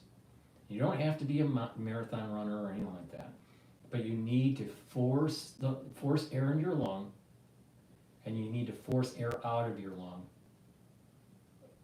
Maybe do the reps maybe 20 times, and do that a few times throughout the day. Once you feel a little bit better, then you're talking about going and walking, doing a lot of walking. Then once you feel a little bit better from there, then maybe a little jogging or rowing or stair climbing or something that gets your heart pumping and you're breathing faster. But you just got to do it in steps, okay? You don't, if you still have the bronchitis, if you're still having the pneumonia, you don't want to be running. You need to just heal your body and do some breathing exercises. Just start slow, all right? But over time, you can improve your pulmonary function within up to a limit. Again, if it's really severe and you have the pulmonary fibrosis and the COPD, you have permanent damage and you can't reverse it. You can slow down the additional decline, but you can't reverse it. But it depends on how bad it was. Most people don't get ARDS because if they did, they were in the hospital and most likely on a ventilator. But the thing is that but there are many people in this cycle of the cold season where they're straddling that bronchitis and pneumonia. And they usually have it for about 10 days and they're feeling better, especially if they've taken some antibiotics.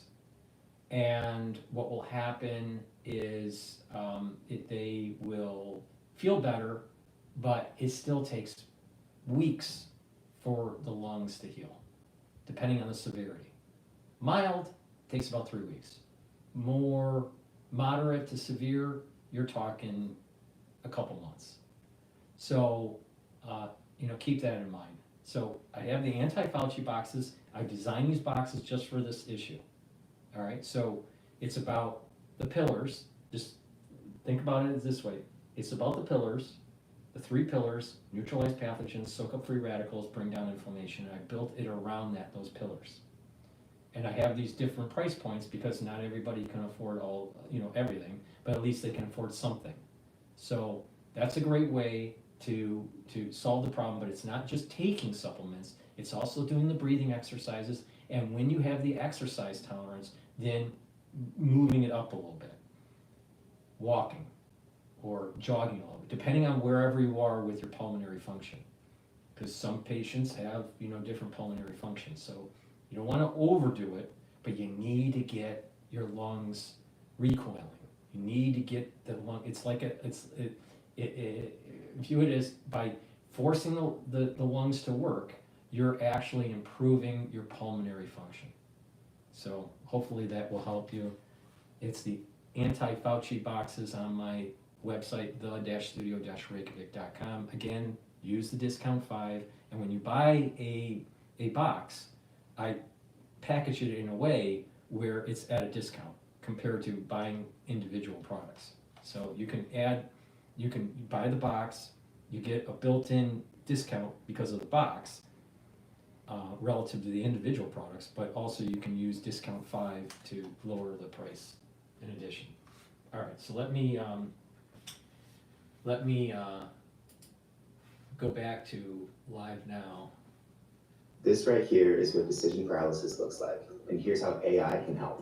It's Monday, and you've got a marketing deck due Thursday. You know it'll take about 6 hours to finish, but Then the first of the day has been at about 11 a.m. Eastern time. That is 8 a.m. Pacific time. You can watch those live and uninterrupted right here on Live Now from Fox.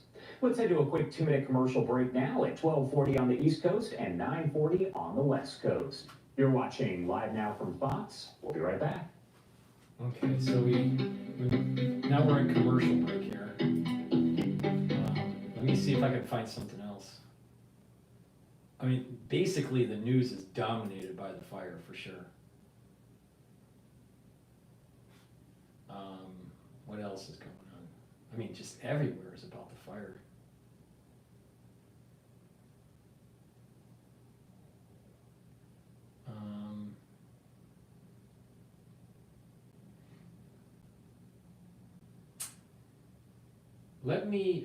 Oh, this is interesting. This is the Wall Street Journal. Hopefully this has audio to it. This is dealing with North Korea troops in Kursk region.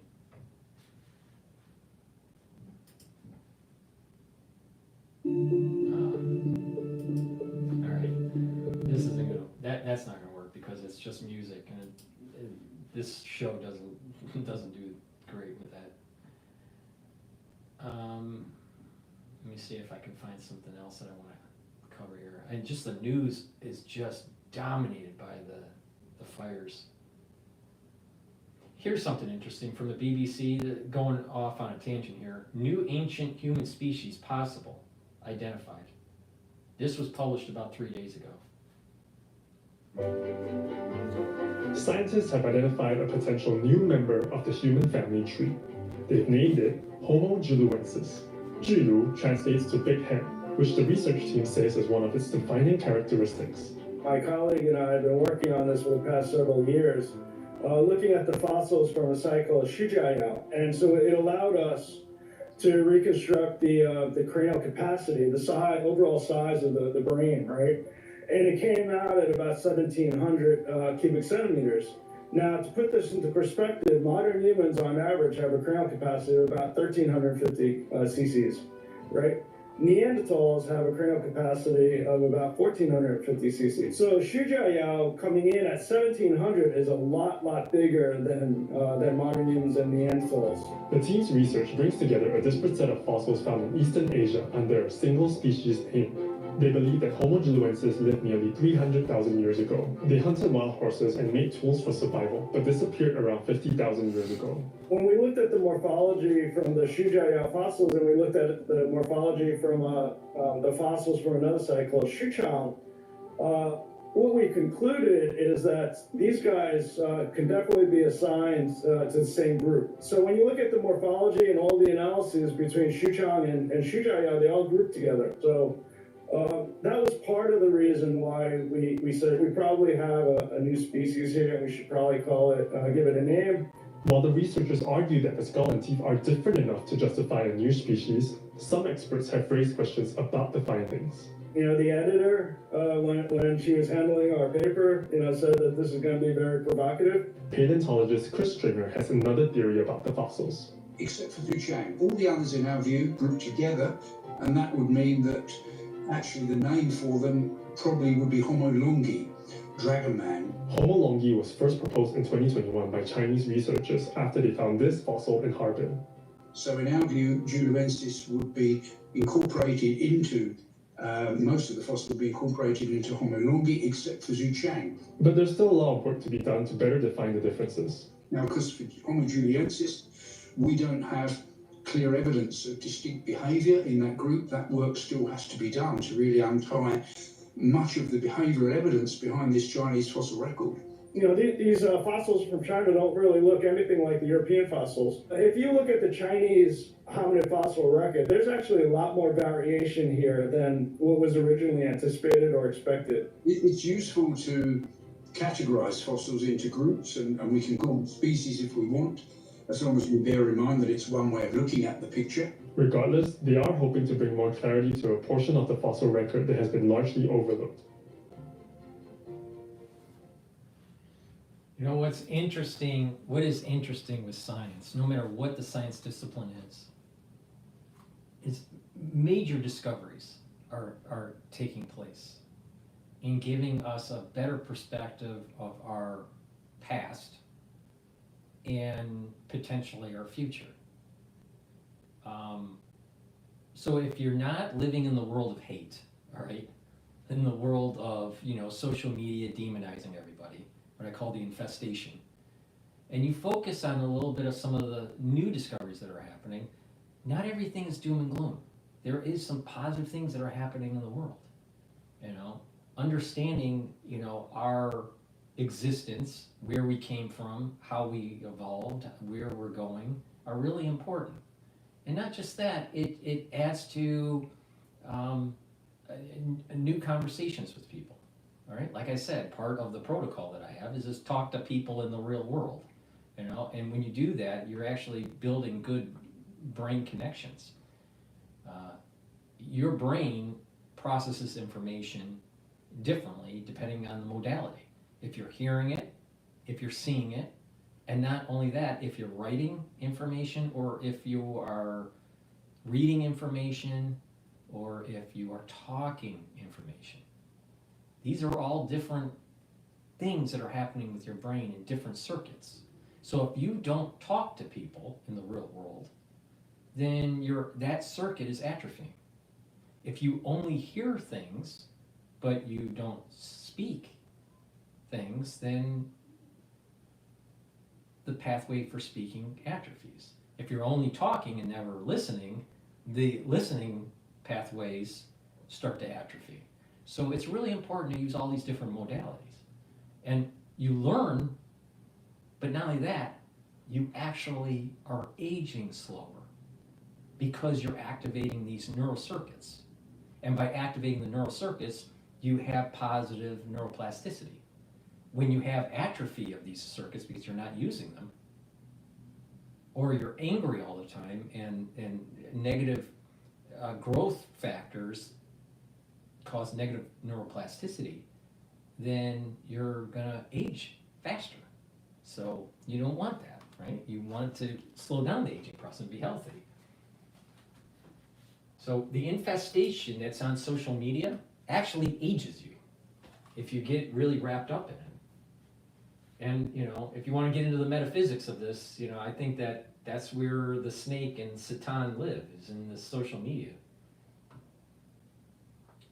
Let me see if I can find another good video here. The wine industry, no, 1,000-year-old, here's another news thing. 1,200-year-old ice reveals truth behind ancient civilization collapse. You know, since, you know, LA is collapsing in front of our eyes, we might as well, you know, look at 1,200-year-old civilizations. But before I do that, let me just plug some supplements here. Vitamin K2, MK7, really important for your cardiovascular health and your bone health. When you get older, you need to increase bone density. Taking vitamin K2 will help with that, but also K2, MK7 helps with your cardiovascular health. You stack this with D3, all right? K2, you stack with D3, they work together to help with improving your bone density and absorbing calcium. But D3 also is a gene expression cofactor. D3 helps with getting rid of cells that are infected that need to go into apoptosis. So when you take vitamin D3 during the cold season, now you know why. It helps. It helps to get rid of those cells that go into apoptosis. But stacking these together will help with bone density and help with your cardiovascular health. Now, with bone density, you got to do some resistance training, and people don't realize that your cell, your matrix for your bones remodel. All right, but when you're not bringing in enough calcium and you're not putting enough stress on the bones through working out, what will happen is that over time your bone density starts to decline. There's two main cells that you need to be knowledgeable about: osteoblasts and osteoclasts. Osteoblasts deposit bone. Osteoclast eats bone.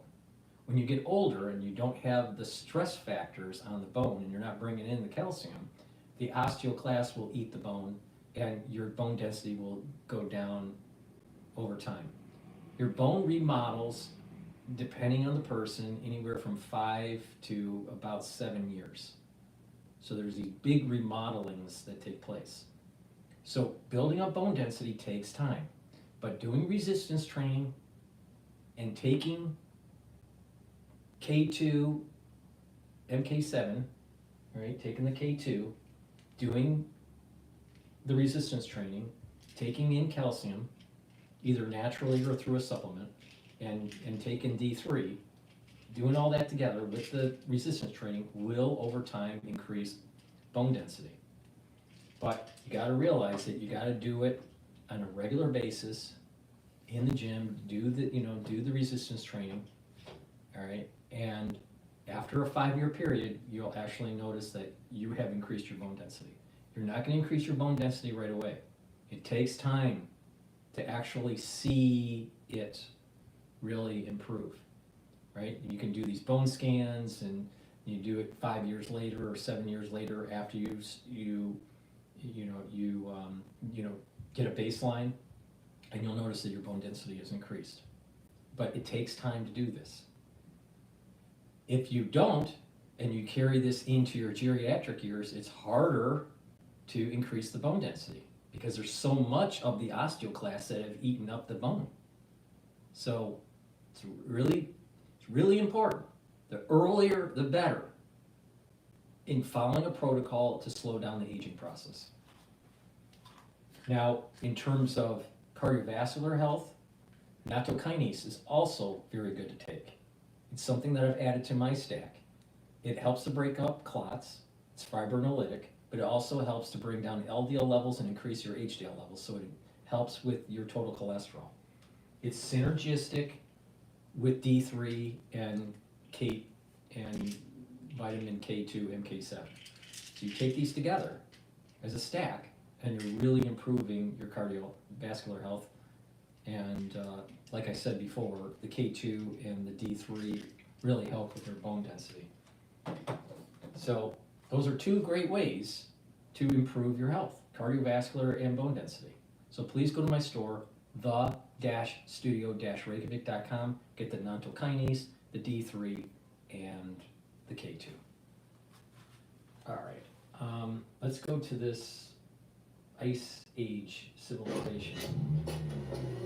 Just cut to the chase. In the air outside. If we walked outside right now, we'd be able to tell that it was cloudy. We would be able to tell that it was cool and that there wasn't a great deal of wind. But we wouldn't know about the greenhouse gas content. We wouldn't know if it was stormy out in the oceans. We wouldn't be able to tell as richly what we can tell from the ice core record going back through time. And that's a pretty odd thought when you think about it. We've captured something that's almost better at telling us about the past than we're able to tell by going out sniffing the air outside. Paul has constructed a uniquely accurate history of global weather from his ice cores. When he heard about Dick's drought theory, he decided to check his cores for the 9th century. Would he be able to find any evidence of dramatic climate change in the Northern Hemisphere? First thing that we looked at was our record of ammonium. And ammonium is a chemical that gets up into the atmosphere, which tell us whether or not there was a lot of vegetation in the northern hemisphere. If there's a lot of vegetation, one assumes it was probably warm and wet. Low amounts, that it was probably drought conditions, that there weren't a lot of plants, the soils had probably dried up. And when he looked at the ice that was 1,200 years old, he was astonished. We found that there was a tremendous drop in ammonium. They, in fact, had probably not experienced a drought like this going back 2, maybe 3,000 years. So the ice cores confirmed Dick's hunch. At exactly the time of the Maya collapse, it was dry and cold across the northern hemisphere. The very conditions that would indicate drought in the Maya areas.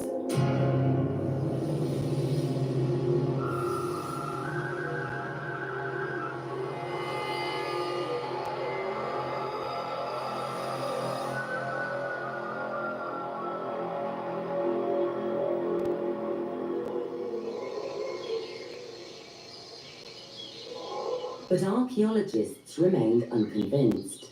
If there had been such a severe drought, why was there no record of it in the Maya's own chronicles? The Maya carvings tell of great battles, of ruling dynasties and all-powerful gods. But on drought, they are silent.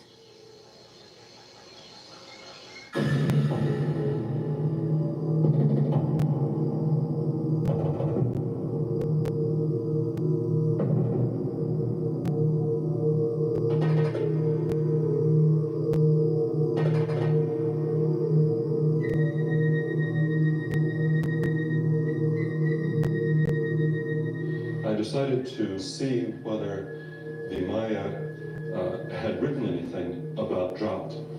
We don't find anything on their monuments and buildings, but I thought that if drought were a regular part of Maya life, that they must have written about it somewhere. Then he had a stroke of luck. He came across this rare manuscript written by the Maya, one of the few that had not been destroyed by the Spaniards. So I came to this Maya book to see whether there was any discussion of drought. And right here on the last page, there it is. There is a hieroglyphic symbol for drought. They did write about drought. It was an ongoing part of their life, and there it is right there. All right. Well, I didn't know about drought being the collapse of the Mayan civilization. So NAD plus is something that I have added to my stack. Why?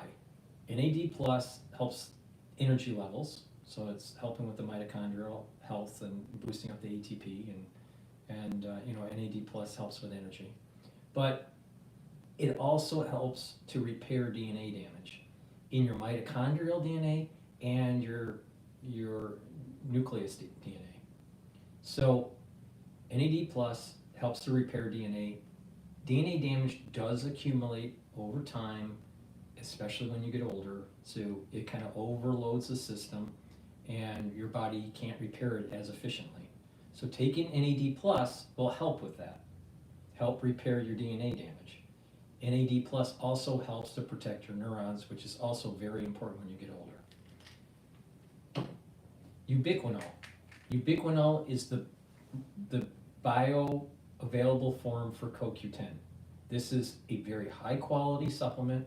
The best CoQ10 that you can get is ubiquinol because it's the most bioavailable. And in addition, ubiquinol is an antioxidant, so it's synergistic with C60. It'll help to soak up free radicals. Ubiquinol also helps with energy levels, so you're going to have more ATP. And ubiquinol helps with protecting neurons. This is synergistic with the NAD+. So if you're worried about neural health, stacking these together are really important, especially when you get older. And I've added NAC to my stack because of boosting up glutathione levels. Glutathione is really important to soak up free radicals. It's a different pathway. It's synergistic with C60, so it's just a different way to soak up free radicals. And when you're soaking up free radicals, you are reducing the stress on the cell, and you're improving your energy levels and improving your immune system and endocrine system and all these other systems and tissues. NAC also helps to reduce anxiety and reduce individuals that are constantly in a sympathetic activation of their nervous system, all right? You want to be in parasympathetic. There's two types of systems in your body in terms of neurons. You have the sympathetic, where it's the fight or flight response, and then the parasympathetic, rest and digest. So if you're calm, you're in a parasympathetic state. If you're all worried, you're in a sympathetic state. So you want to stay out of the sympathetic state in most cases. So NAC will help with that, reduce anxiety. NAC boosts up the glutathione levels, and NAC helps to detoxify the liver and the kidney, especially if you take acetaminophen. So please, go to my store, the-studio-reykjavik.com, get the NAC, get the ubiquinol, which is the best bioavailable CoQ10 that you can purchase, and NAD, and repair the DNA damage. Boomer Boost, really important. It has lots of nutrients. It helps with cardiovascular health. It helps with brain health. Helps with many things, many systems, right? There's a big scooper in here. You take a scooper a day. You mix it with like soft foods like hummus or yogurt. Some people mix it with milk.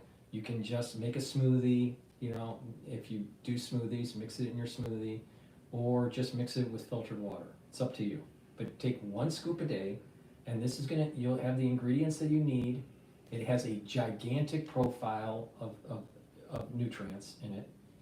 And this coupled with the barley, if you mix it with the barley, you can use it as a meal.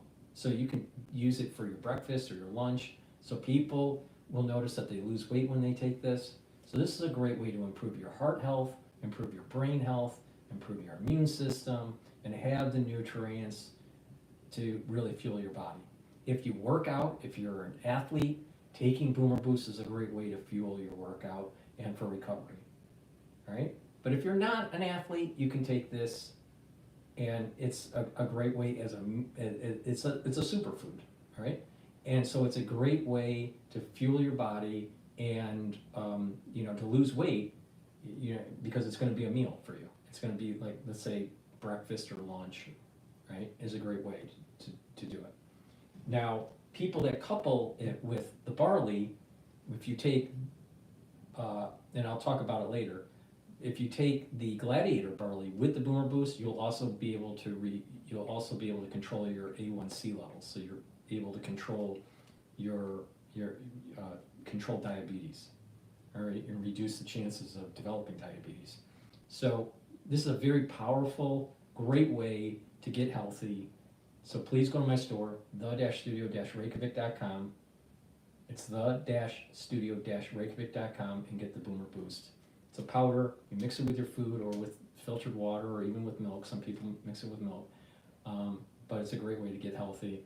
Helps with your heart, helps with your brain, helps with your immune system. It fuels your body. It's a great way to lose weight too. All right.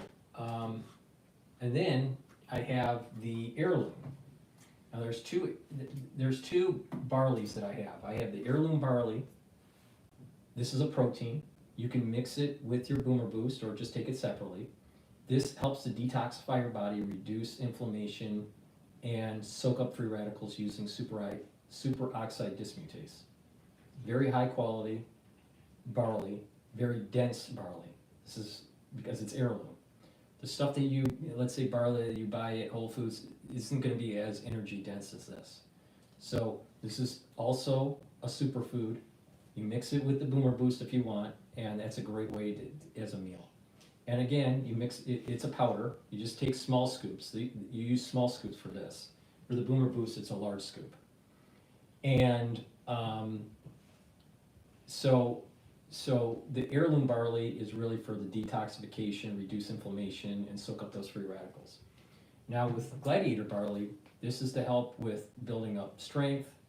So it's great for people that work out or people that are older that want to maintain muscle and maintain their strength. It reduces inflammation and soaks up those free radicals with superoxide dismutase. When you mix the Gladiator with the Boomer Boost, this is a great way to fuel your body if you work out, all right, and you want to increase your strength.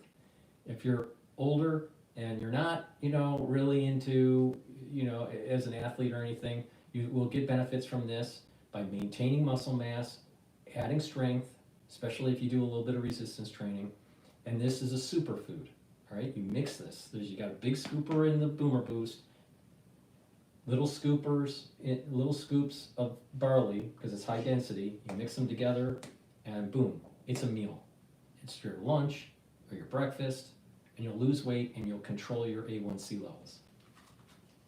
So you can buy them separately, or you can buy them together in a longevity boost box. I've discounted the longevity boost box, so it's cheaper, right? You can also put additional discount 5 on that, or you can buy them separately if you just want to take the Gladiator barley, or just take the heirloom barley or the boost individually. But in the longevity boost box, you get the boost, the Boomer Boost, and your choice of barley, either Gladiator if you want to increase the fitness levels, your strength, and control your A1C, or if you want to detoxify your body, you get the heirloom barley. Those are great ways to improve your health. So please go to my store, the-studio-reykjavik.com. If you have questions, in the contact us section of my website, you can just send an email through that message system on my website, and I'll be able to see your questions. Now, I want to go to the California fires and see what's going on there. This Friday, Den of Thieves 2 is worth the wait.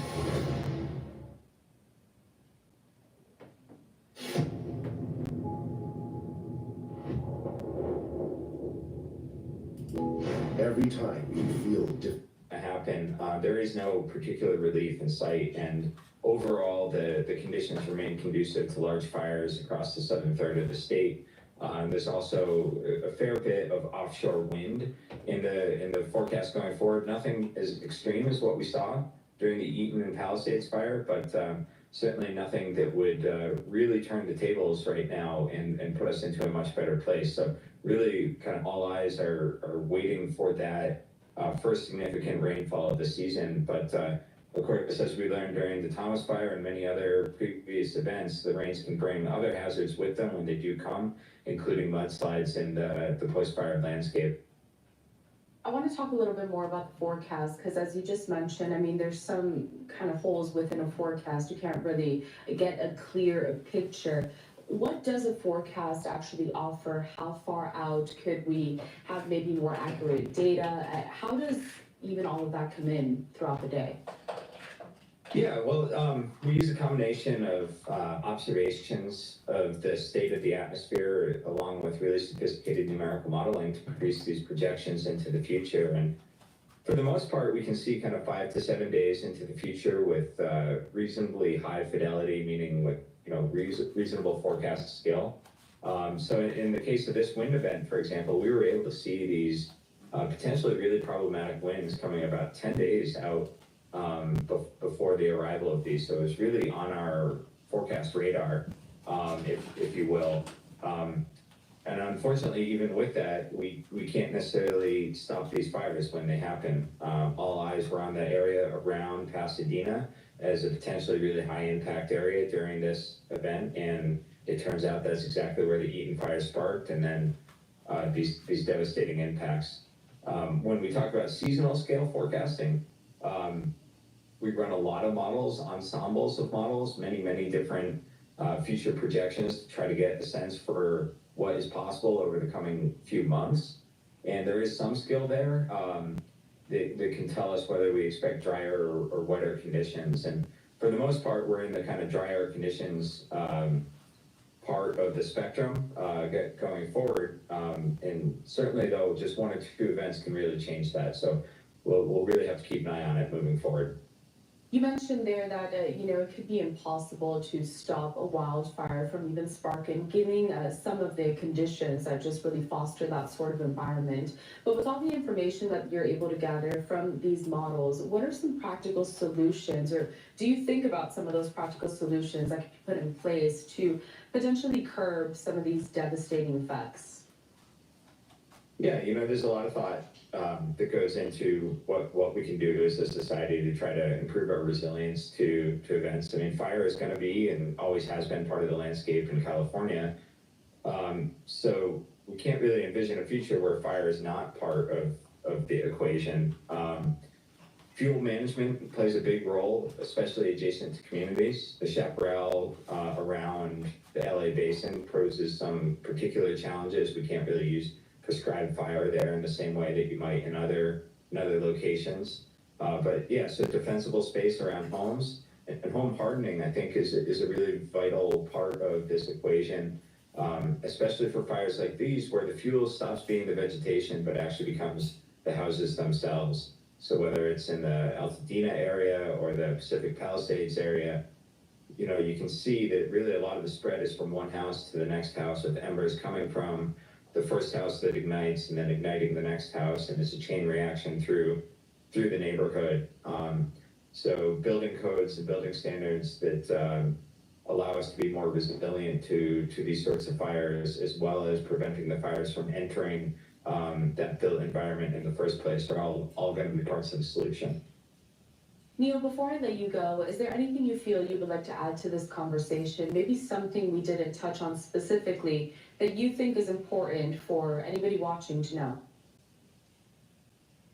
Yeah, I think, again, unfortunately, a lot of these high impact events, whether it was the Camp Fire in Northern California, the fires in Lahaina, the Marshall Fire in Boulder, Colorado, and now these fires in LA, are often driven by these downslope windstorms where the winds are descending off the mountains. And unfortunately, we're able to see these things coming. And so I think that really the burden now is on making resilient infrastructure, resilient communities in the face of these sort of events. We've been able to identify when they're going to happen.